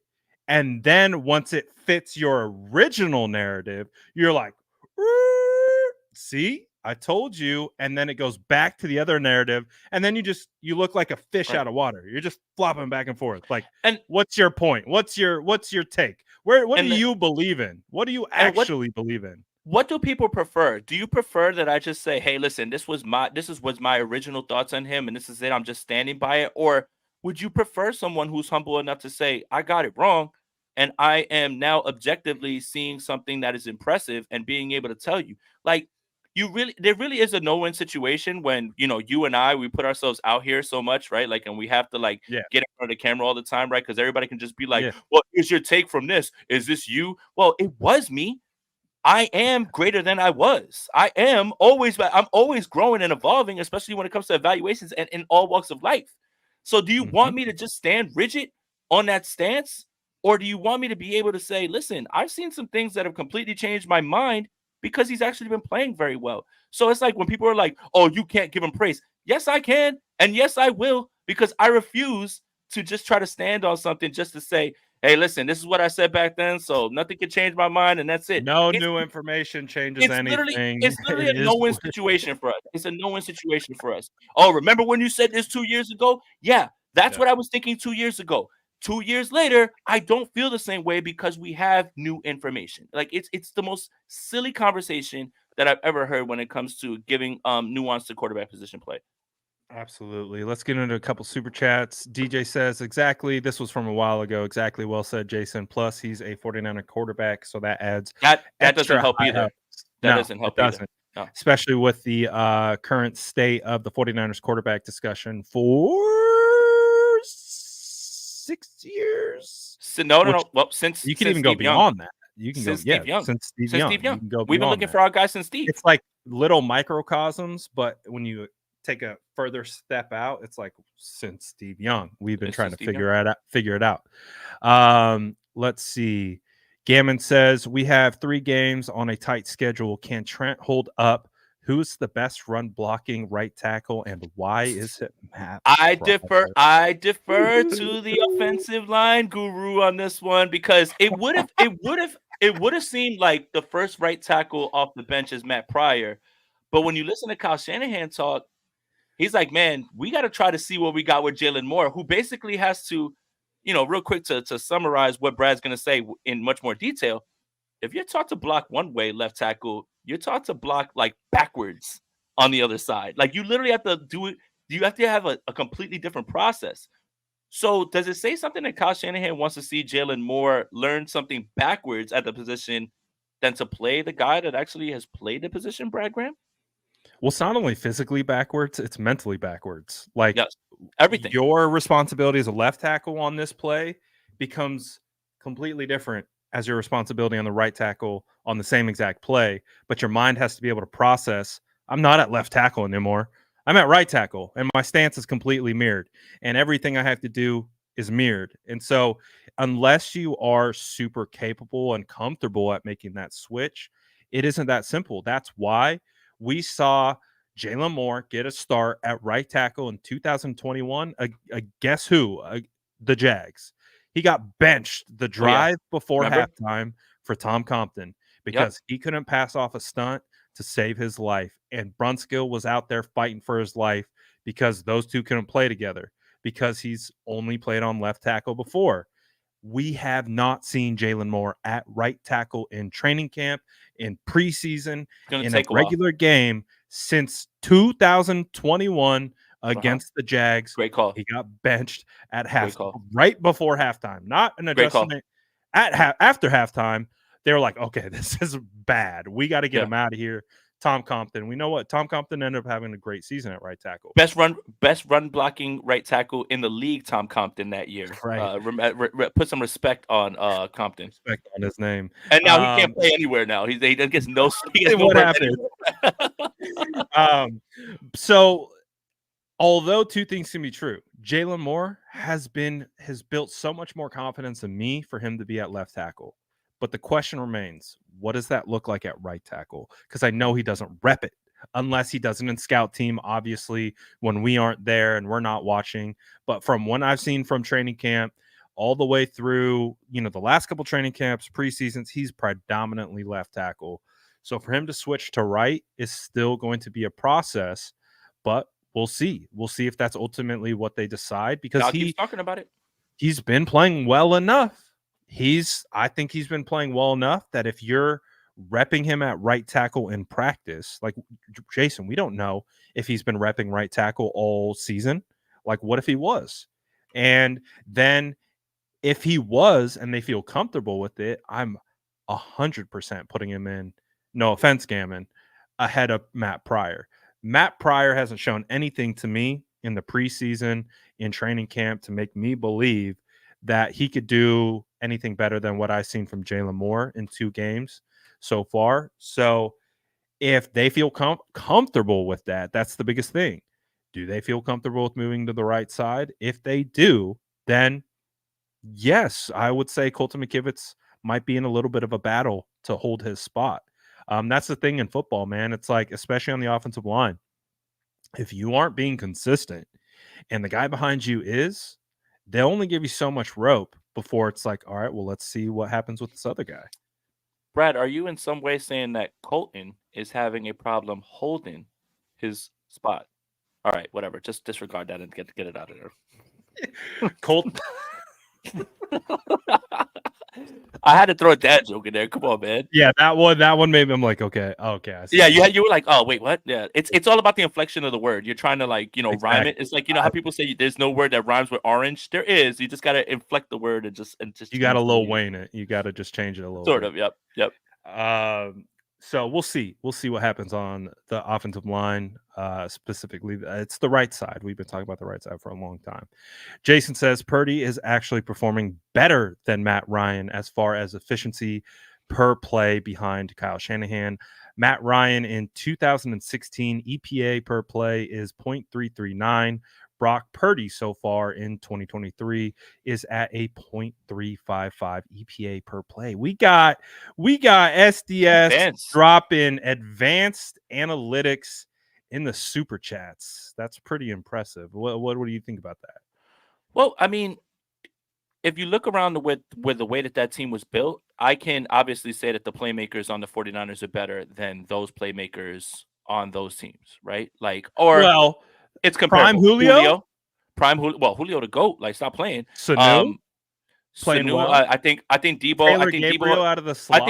I think Debo and Ayuk are better a tandem than Sanu and Julio. Freeman and Coleman. Obviously, CMC. Freeman and Coleman, CMC, right? And then you know what? That wasn't Tony, right? Tony wasn't there for that. Like, I don't think Hooper. No. Oh, Austin Hooper. Yeah, Kittle clears him. Young Hoop. Yeah, Kittle clears him. So that's the way that someone would quantify that and say that that's completely different. But they did have prime Alex Mack, so they had one of the GOAT centers of all time. Yeah. No, look, they had a pretty good offensive This is an interesting number because Matt Ryan is always going to be the standard of a Kyle Shanahan offense because of how good they were that year. It's always going to be compared.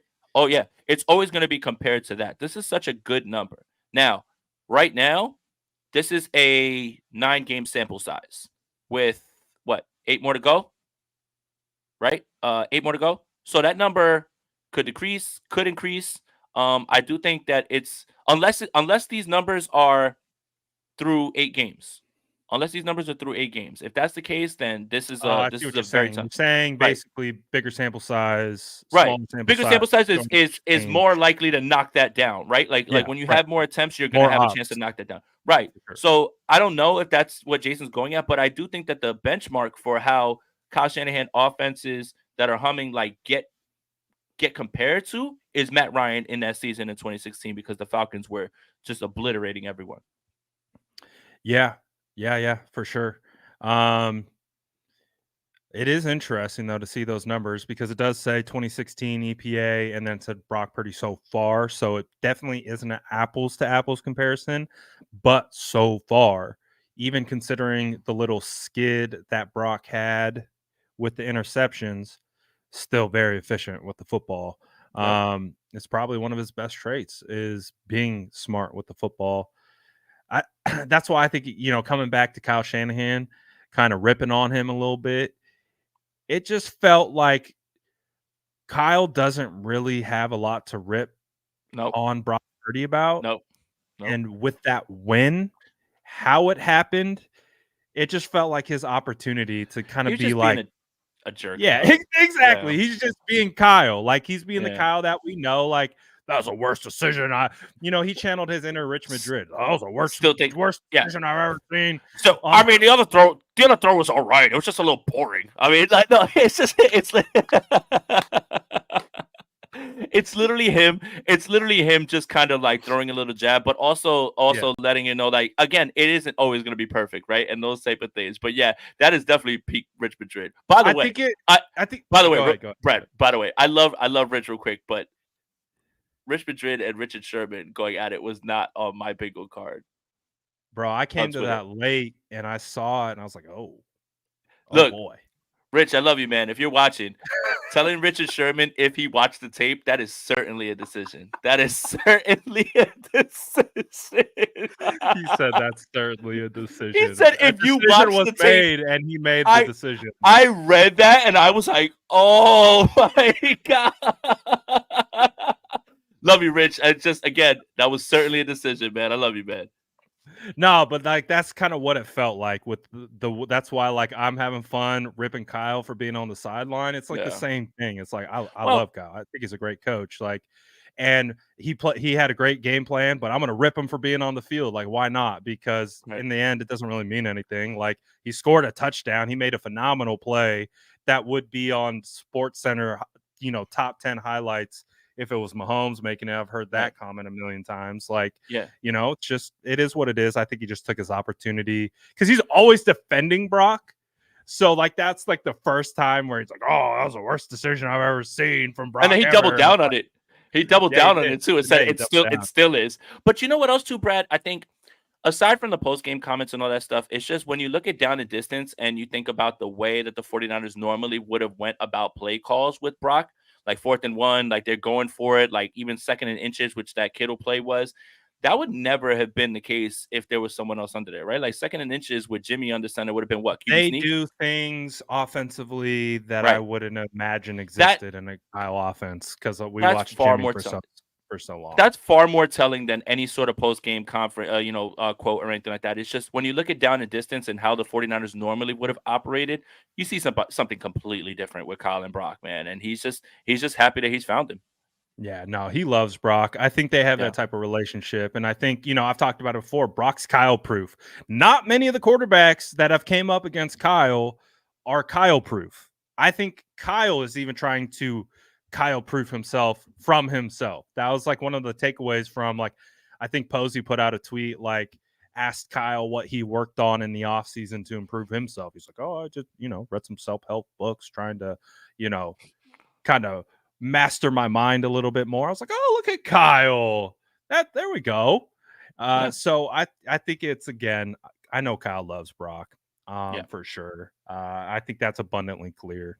And so I never took the comment from Kyle coming at Brock as anything other than kind of like a rib. Like that's how Kyle ribs his guys. 100%. And he's 100%. doing it publicly because Right. he know what's the repercussion going to be. He just threw 3 touchdowns, no interception, clean game. Went out here, beat Trevor Lawrence in this defense. Nothing's I'm ribbing him for a phenomenal play. That's Dude. really how I read it. If we were hooping and I took a off balance 1-leg 3-pointer from past the line and it goes in, everybody's gonna right, and it goes straight through, and everybody's just gonna look at me like, get the hell out of here with that. That's kind of what it is. It's not. It's okay, it went in, but it's still at the same time you still got to get your jokes off because it just wasn't the way that you should be drawing it up. But again, is off schedule, cross body, into right. traffic, right. And Ayuk made a play, and you know what? When it goes that way, and we talked about this right with the defensive play calling. If Mooney Ward intercepts that pass at the end of the half against Minnesota, nobody's talking about Wilkes' decision to go cover 0 right there because it turns into an interception. Sometimes the result masks the process, and sometimes even me, who loves process over results, you kind of just have to go with the ebbs and flow of it and just realize that, hey, man, that was just a special, nice play right there. And sometimes it can't always be how you drew it up and how you wanted it. For sure. Gammon says Jason hits a milestone on YouTube subscribers and immediately goes after a quarterback topic. I got to get to 10K somehow. I cannot keep giving level-headed assessments and trying to be calm and try. I got to start. No, we know Spicy Aon is what got you to 8K so far. Well, sort of, but I've been chilling. I feel like I haven't been going crazy because even after losses, I feel like yeah, and I just feel like people are just like, why aren't you mad? I'm just like, well, there's nothing really I can do about it. So I don't understand me getting mad, but I know people like to see that. But no, it's just again, it's baffling to watch how Brock Purdy has to be good or bad, and there's never any sort of gray in between, and how the quarterback evaluation process has been taken away. Right. And it's we talk so highly about, Jalen Hurts has had some struggles and he's come under fire in some certain situations, but we've talked very highly about Josh Allen and Jalen Hurts. It took them 3 years to get to that point where they were talked like that. It wasn't Right. like that before. It's like 100%. evaluation exists, or not evaluation, excuse me. Evolution exists for football players. They either get better or they're getting worse. They're not really Right. staying the same. So, what are we getting from a young player? Is it getting better? Is it getting worse? And from what you've seen from Brock, as he continues to improve and he continues to get better. Beast Mode says, well said, Jason Baker will be running his ass off. We didn't even talk about Tampa Bay yet. I know. And then he said, we will bend Baker like, oh. Well, no. It's not what you think. It's a Game of Thrones reference, Brad. It's a Game of Thrones reference. I'm not going to lie. I never got into Game of Thrones. So that is as egregious a thing that I've ever heard Brad Graham ever say. And I understand that this isn't going to change during football season because of the real warrior that Brad is. But Brad, I swear to God, when off season rolls around, I am not going to let up until you. I don't know. I put on the first episode and I'm like, it's hard. I don't know. So I have ADHD and I'm like, I'm not a big show guy to begin with. I'm a background show guy. Like if I'm doing the dishes or I'm cleaning or I'm doing something, I got a show on or I'm not a sit in front of the TV and watch a show guy. It's just not. So Brad, I completely understand what you're talking about when it comes to Game of Thrones. And I tried at least 2 times before it finally all clicked to me. And the problem is that's what people kept saying. They kept saying it was a slow start, right? Right. The world is so big that they just drop you in the middle of this world and you're like bouncing around from like family to family. There's no narrator telling you this is the Starks, this is Winterfell, this is the Lannisters, this is King's Landing. By the 4th episode, it all clicks and then it just becomes something that you can't turn away from. But those first 3 episodes, they are tough to get through because the world is so big and there's nobody guiding you through it. And you're kind of just like, who is that? Yeah, like, who is that? Why is this happening? What's going on? Like, and then like the show starts with the White Walkers and then they go away for like seasons and you don't see them again. So it's like they throw all this stuff at you in the beginning and then everybody speaks in sonnets and poems, right? Like even when I rewatch it, I'm just like, what the hell did he just say, man? Like, is he against him or is he not? It sounded beautiful, but I have no idea what he meant. Right. The North remembers. What do they remember? Who's the North? What are you guys talking about? Like, that's kind of how the beginning of that show is, but it does click. So, I mean, again, I understand that part of it because I struggled with it early on. But when I got it, dude, I got it, and I just never, got away from it. I might try again. I've tried, I think 2 separate times. Maybe I just gotta gut it out. If it's the 4th episode is the key, maybe I'll try again. I know everyone loves it. It's just I just could never get into it. Gammon says, question: did you hear Tim Kawakami's story about how John Lynch had to intervene between Kyle and Sala from coming to blows in the MTV Celebrity Deathmatch? Who wins? Kyle strikes me as a fighter. Give me Sala. But this lines up with the Playmakers podcast in terms of the competitiveness and how in practice it was about getting the better of each other. And anybody who hasn't listened to that, I don't work for The Athletic. I think Jordan Rodriguez does a great job, but she's not paying me to say this.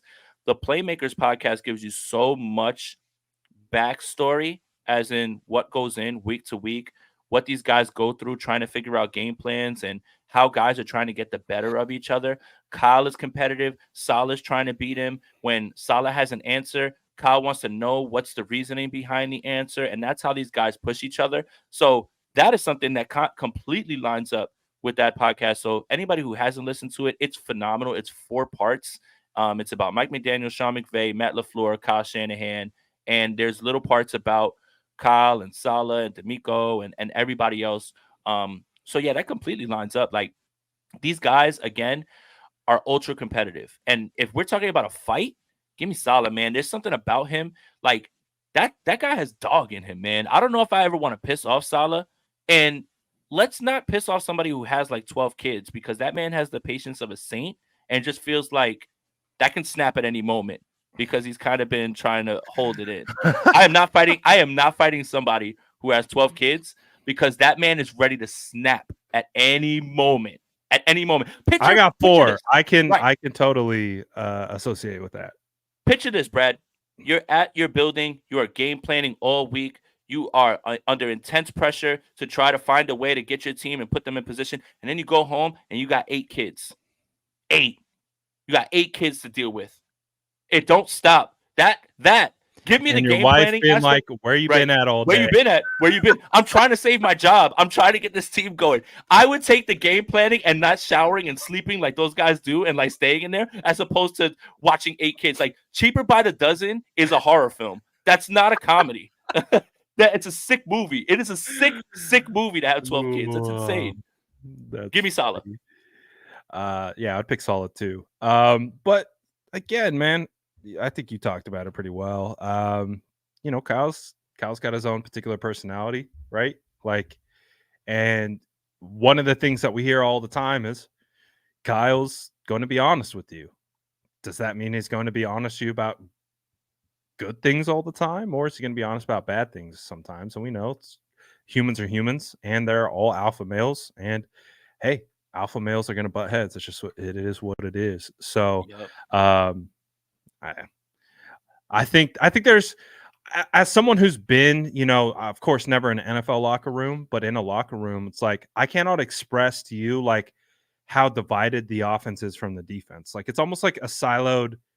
It's like a siloed. Everyone thinks everyone's best friends. It's like, nah, man. Like I've gotten into fights on the field with defensive players. Like we've gone back and forth. Like it's obviously your same team, same dream, common goal, all those different types of things. And I'm sure it's a lot different in the NFL when this is their job and they're always together and they're traveling and that's just what it is. But like when I was in college, like defense has defensive meetings. They're doing their own thing on the defensive field. We only play really each other in 9-on-7 or 11-on-11, and we're trying to beat the other guy. Like that's how it is. It's like not everything is, you know, rainbow and lollipops just because you wear the same jersey. Like these are humans and they butt heads and they get after it. And it's about having a professional respect for one another, even if you don't like each other. It's about a professional respect of like, we got to go out and we got to put our best foot forward, regardless if I like you or not. We got to coexist in this locker room and we don't want to be a problem. Right. So we got to just, hey, agree to disagree or do whatever.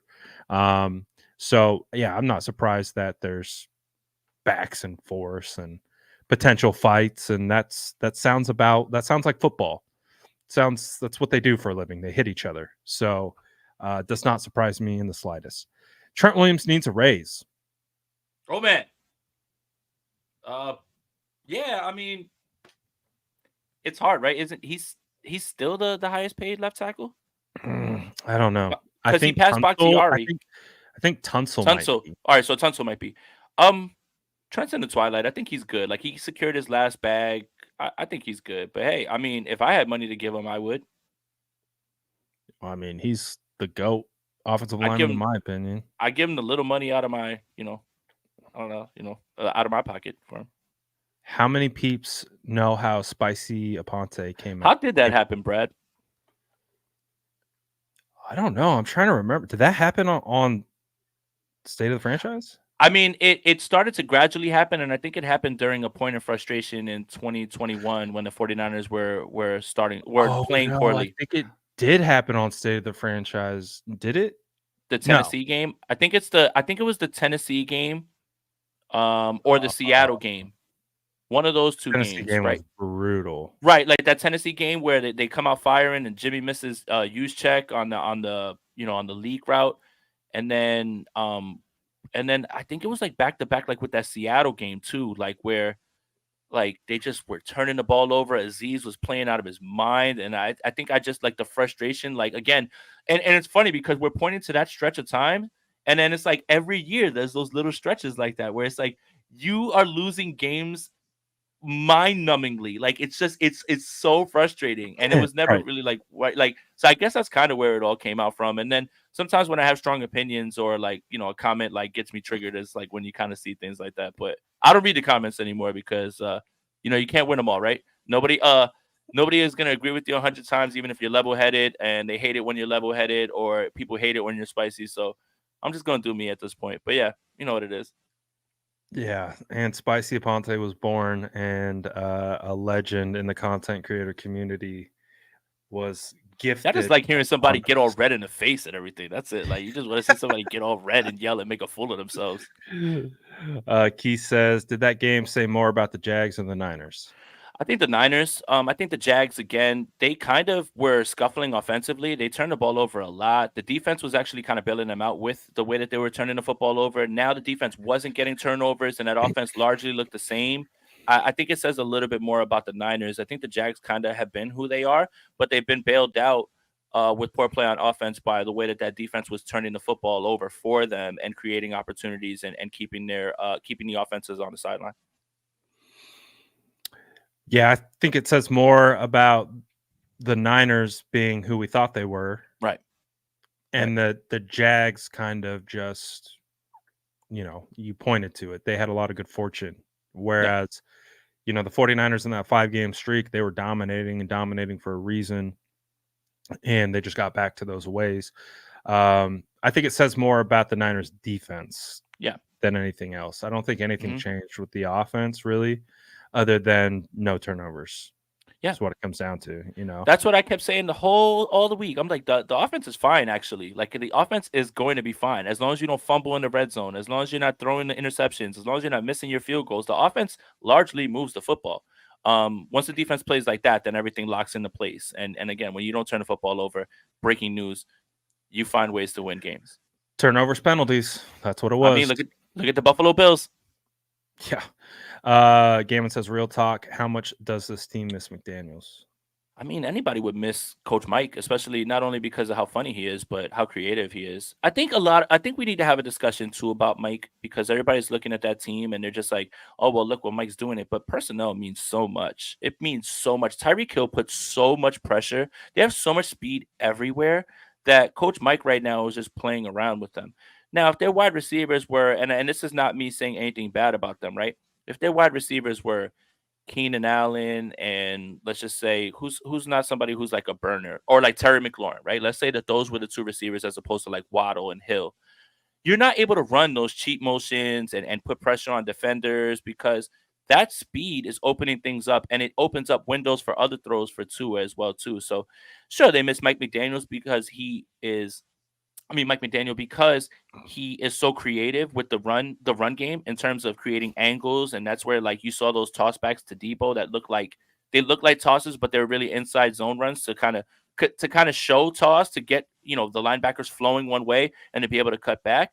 But like, a lot of the success that's going on in Miami is based on personnel. Like, he wouldn't be running that offense that same exact way. Sure, they would find ways to get guys open. Like, I'm not trying to discount it, but the pressure that Hill and Waddle put on them, like everybody in the secondary, everybody's on their heels because you can't cover them. And now you're running Hill at fast motion from one side to the other. Now you're a defender trying to catch him before he gets to the end of the line, and then run with him.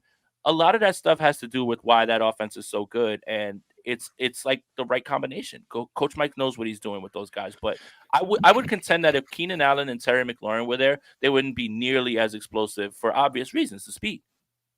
Yeah, I think the 49ers miss him in the run game. They do. Run I game is think where they I'd miss say it. his run game coordination, his kind of ingenuity. He has the same type of mind as Kyle. Yep. They're galaxy brain thinkers. Whereas I think, Forrester is totally old school, total old school mindset, total old school, old ball coach, great ball coach, but just old school. Whereas both Kyle and Mike are just this new school, totally intuitive, high end, constantly evolving offense. It's just they have no problem scrapping something and trying something new, and then Hmm. just keep different iterations of it. They just keep changing, versus kind of like where I would say an old school mentality is, we know what works for us and we're going to run it until you stop us. Hmm. And then that's where kind of like the innovation might come from. But otherwise, I think they miss him. I think he's a great coach. Anybody would miss Coach Mike, man. He's really good. I mean, again, a lot of people were hating on him early on as a OC, which I thought was insane, but you could see the impact that he had to this team. It was huge. And that's why I got a head coaching job, and he's going to be a head coach in this league for a long time. Oh, yeah.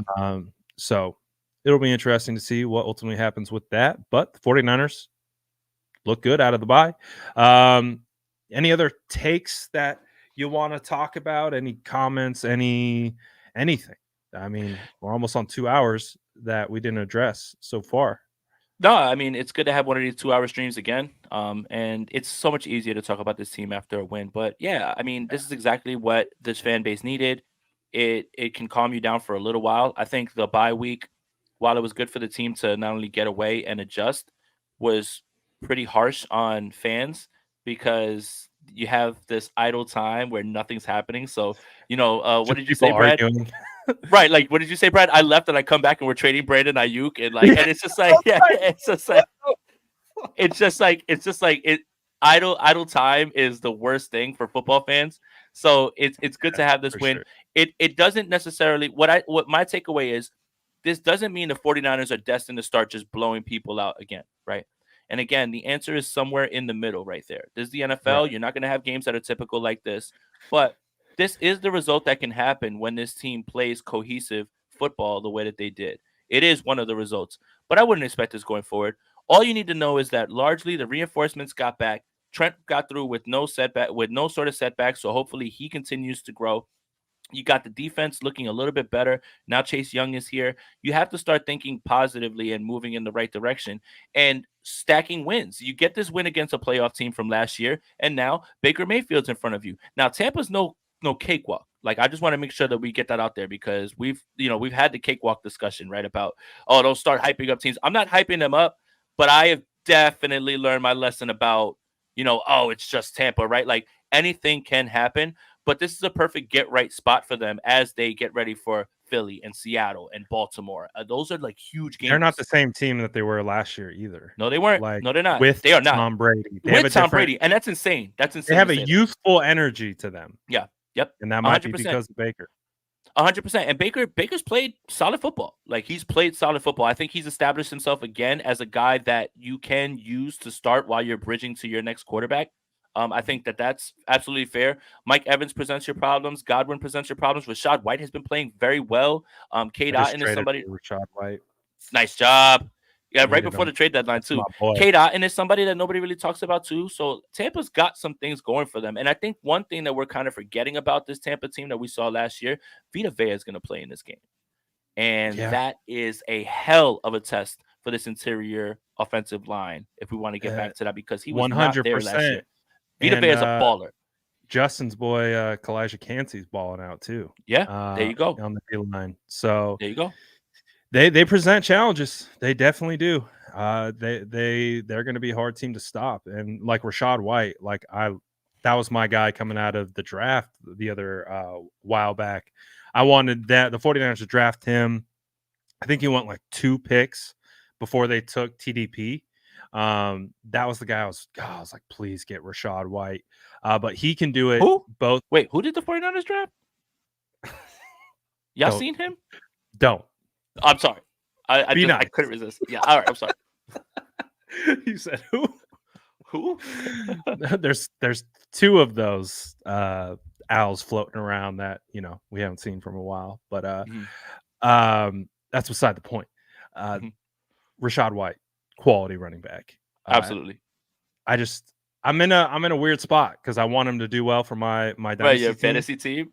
But I'm like, just give him 1 touchdown, give him about 75 yards, about 5 receptions. Hey, look, he doesn't have to. He doesn't have to have a big day fantasy for you to have a good day from him. What I mean is, I just need a touchdown. So he could have. All right, look, let's 5 receptions. Yeah, that's what I'm saying. Let's bear out his stats right now. Let's do 10 rushes for 34 yards and a rushing touchdown, 5 catches for 25 yards. That's 5, 7, 13, 16 points. 16 points from Rashad White, and largely he was bottled up. I'll take that all day. Uh-huh. That's a perfect day in the office for me. The good stat line. DJ said, Brad, did you get the logo in your email? I have to double check. I might have, but it might have gone into the massive wasteland that is my email. I think I don't even want to tell you how many unopened emails I have. It's worse than my And text unopened text messages. messages and missed It's worse than my FaceTimes and text missed message. calls. It's worse than my DMs. I apologize. I'm sorry.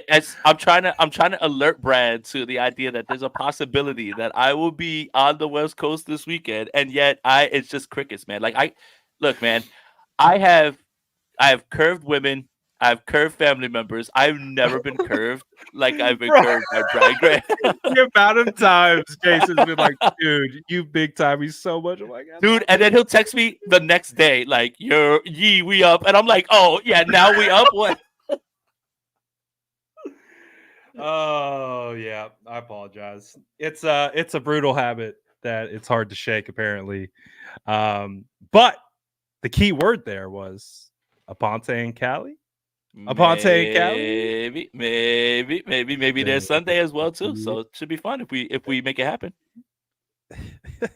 Danny says, "Are you guys buying the pumpkin loaf bread?" Isn't that a George Kittle thing, right? Like, isn't that what that's about? All right, so explain it to me. So it's not the matching tattoo thing, right? Like with CJ Beathard. That's no, insane, so by the way. I think it was before the Seattle game where he went in 2021, where he went for like $182 touchdowns. I think it was. That's the game that I lost my mind, right? They lost that game. Yeah. His dad got him pumpkin loaf before the game, and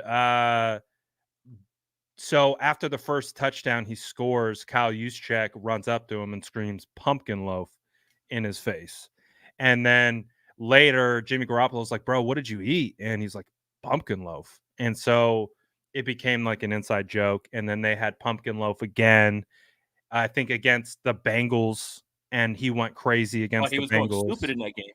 Yeah, and then Fred Warner said he had pumpkin loaf before the game. He had one of his best games ever. So it just became a thing. It's, it's one of those things. The question I asked, Brad, is do we just feed the entire team this, or is this something for like special occasions? Because you can't just, it'll lose its mojo if you try to wear it out. I think it's one of those things where it kind of loses its mojo. It's probably, I don't think he does it every game. I think he kind of did it for a little while, but it's like, what if you have the pumpkin loaf? You go 3 for 19, zero burger, like, or you throw it. Yeah, you go 3 for 19. Like it just loses its zest, right? Yeah, kind of loses its zest a little bit. Okay. Gammon says next 49ers game, both of you will be attending. Sunday. Glass breaks. God, that's Brad Graham's music. God, it's Jason Aponte. The spicy man. Let me know if there's tailgates out there. Let's go. I'm trying to have some fun. Oh god, what a good show. 2 hours.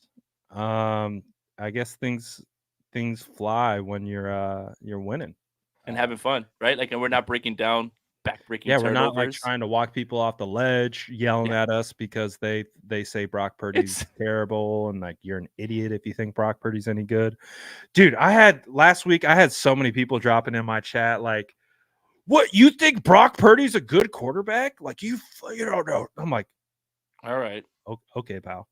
Well, right, pal. It's funny, right? Because we try to come on here, we try to be level-headed. I know everybody likes emotion and everything, right? So like I'll come on here and say, hey, listen, I think this is correctable, penalties, all those things, it's correctable. But once I close this, I just go and I sit in the corner and I'm like, oh my God, man, this is terrible. I start sweating. I'm just like, it's over, man. It's done. It's like I'm on here trying to be level-headed, but I still have those same kind of emotions sometimes when I think about other things, right? Like I'm only human, but overarching things, right? Like the overarching things, it's like, okay, what can you control? What can you control? The penalties, the execution, the fumbling the football, all those things you can control. If this team was just getting blown off the ball, like, and they can't do anything right at all, I would have felt much different. But I always felt that the 49ers never forgot how to play football. They never forgot how to play football. That's something that's not possible. It's just not. They're too well coached. They're too talented. It just doesn't happen.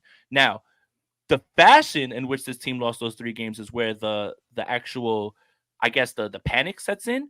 But when you look at it and you're able to say, okay, well, if we just stop killing ourselves with this and stop killing ourselves with this, all you have to do is basically execute. And I know that's a simplistic view of it, but that's realistically all the 49ers have to do. If they execute and they don't kill themselves, they have as good a chance to beat anybody in this league at any time, and they're one of the harder teams to beat when they don't hurt themselves. Yep. Let's see. I had a thought and it instantly went away. Christmas happens cost against the culture. tickets. Christmas have no game. idea. Oh dear. No idea. I have no idea. I would bet on not cheap. That's my final answer. Not cheap. Yeah, I would agree. Not cheap. Yeah, not cheap. On Christmas, not cheap. No. Lower bowl, outside of the VIP area or club area. 400. Easy. Yeah. Easy. Yeah. 400. Yeah. What did we spend when we went to the home opener that year when Rodgers took them down and we were in the middle? We were second deck too. Right. 200. Yeah. 200, right? 200. So think about that for the home opener, right? That probably was double or quadruple in the lower bowl. And then you think about that game is going to have a lot of implications for the 49ers because they have to continue to win. And it's Lamar Jackson. It's like a pre-playoff game. And it's Lamar Jackson. And, oh, God, man, that game has me in a blender right now. I don't even want to think about it because the Ravens. I'm not gonna lie, I've been nervous about that one, too. Yeah, the Ravens' record against the NFC, it's just if you only play them once and you're in the NFC, they barely lose. The only time that the Ravens really lose is against the AFC. And I'm not saying that an NFC team has never beaten them, but their record is overwhelmingly positive against teams that they faced once from the NFC. Look what they just did to Detroit. Yeah. They run the ball really well. They do, man. And that's kind of where the 49ers struggled a little bit. Oh, God, I don't want to think about that. All things are good with the Jags. We're good with that. I don't want to talk about that. Before we get out of here, underdog? Oh, yeah. Do you want to look up the best ball stats? Which I'm dead in the water. I have no quarterbacks. They're all either as long as I'm on or last place, I'm winning. Is that the standard? That's my standard in this league. All right, yeah, we should definitely get to it. I would have had a good week if I had a quarterback who could play. Daniel Jones is done. Ryan Tannehill I don't know. done. I might have a little comeback in me because I think I got CJ Stroud, and he's entering the MVP I'm third category. I'm third still, and I'm 13 points away. I'm 12 points away from first place. So JCE 3781. He has Deshaun Watson done for the year, Tua Tagovailoa, Travis Etienne, David Montgomery, Alvin Kamara, Jerome Ford, my God, Jamar Chase, Amari Cooper, Brandon Cooks, who had a very good game, and Jawan Johnson and Jake Ferguson. So he's in first place with 1,222 points, $64 he's currently winning.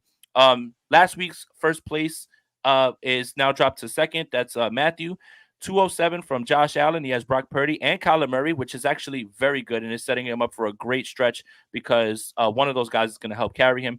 Breece Hall's a dog. James Cook is falling out of favor, but Raheem Mostert, who's kind of fallen off a little bit. James Conner's back. Amon-Ra St. Brown is one of the best receivers in football. Put some respect on that man's name. Tank Dell has been hooping as well, and Higbee and Dulcich. I'm trying to figure out how the hell I'm back in this because I have no quarterbacks. I have Daniel Jones, Kirk Cousins, and Ryan Tannehill. I have no idea how I'm in this, but Ramondre Stevenson, Alexander Madison's hurt now. I guess Achan's coming back, so thank God. And then Gus, who's been scoring touchdowns. Oh, it's CeeDee Lamb and Keenan Allen. Keenan Allen is on an absolute tear. And so is CeeDee Lamb. CeeDee Lamb, I think the last 5 weeks has ever since the Niners game, has just been absolutely dogging everyone. They're throwing him the ball. Yeah, they are. And Rondale Moore, and I got Evan Ingram and Dalton Schultz. So, hey, look, and with no quarterback, I'm 9 points away because I suck at math. I'm 9 points away. And Keenan are carrying you right now. Yeah, pretty much. Thank God. And they don't have any more buys. So, Brad is not in last. Okay? CJ Stroud is who? What am I in? You're in 11th. Out of 12. but you have a comfortable lead. I will say that. It would take an all-time collapse, but Justin Fields is back. CJ Stroud is hooping. The same thing with Eckler. Antonio Gibson's kind of helping you a little bit as well. Derrick Henry is who he is. Debo scores. Drake London was injured. Michael Pittman's still there. And then you've got Njoku and Luke Musgrave. You do have a fair lead from going into 12th. So if that's what you're shooting for, you're moving in the right direction. How far am away from 10th? You are 8 points away from 10th. Okay. Yeah. so I can Yeah, and climb a little bit. you're 10 away from 9, and you Okay. are 60 away from 8. Oof. All right. Well, I could close a 60 gap, There you but go, Joe. it would There take you some go, Joe. time. $64. I mean, who doesn't want extra money? And by the way, guys, use promo code Aparte wherever you want with Underdog Fantasy to double your first deposit up to $100.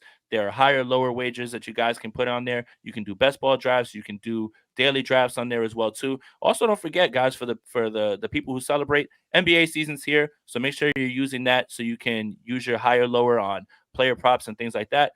Just use promo code APONTE to double your first deposit up to $100. Shout out to Underdog Fantasy. And that, I think, is a perfect opportunity for us to shut it down right at 2 hours, almost exactly. So phenomenal show, Jason. As always better after a win, admittedly, but we still get through it regardless. Might see you this weekend. Might see the Jason Aponte in California. Might be what's the nickname for Levi's? Like candlesticks the stick. Like, are we calling it like the jean pocket or something like that? Like, has anybody come up with anything? No, I actually don't think there is a nickname. And For the game's at 1:00 Pacific time, right? So that means the sun is gonna be wild beaming into that stadium, like really. Yeah, like, but it'll warm. be cool. It'll probably be like mid 70s. Okay, that's not so bad. It'll be all right. I just gotta make sure I wear sunscreen. Otherwise, the next state of the franchise, I'll be as red as this man's beard. We don't want that. We don't No. want to see No. Jason as red as those towels behind him. He'll start blending in. So we'll see you guys next week, next Wednesday. 49ers got the Bucks coming up. And then we go on the Bird Gauntlet. Seattle, Eagles, Seahawks again, Seattle. Cardinals, Ravens, the Bird Gauntlet. Wow. So, dude, I don't know how this season, I don't know how we're heading into week 11. To me, it's crazy. But here we are. We're in week 11. We wait so long and it goes so fast. Right. And it just goes by faster. It feels like every season.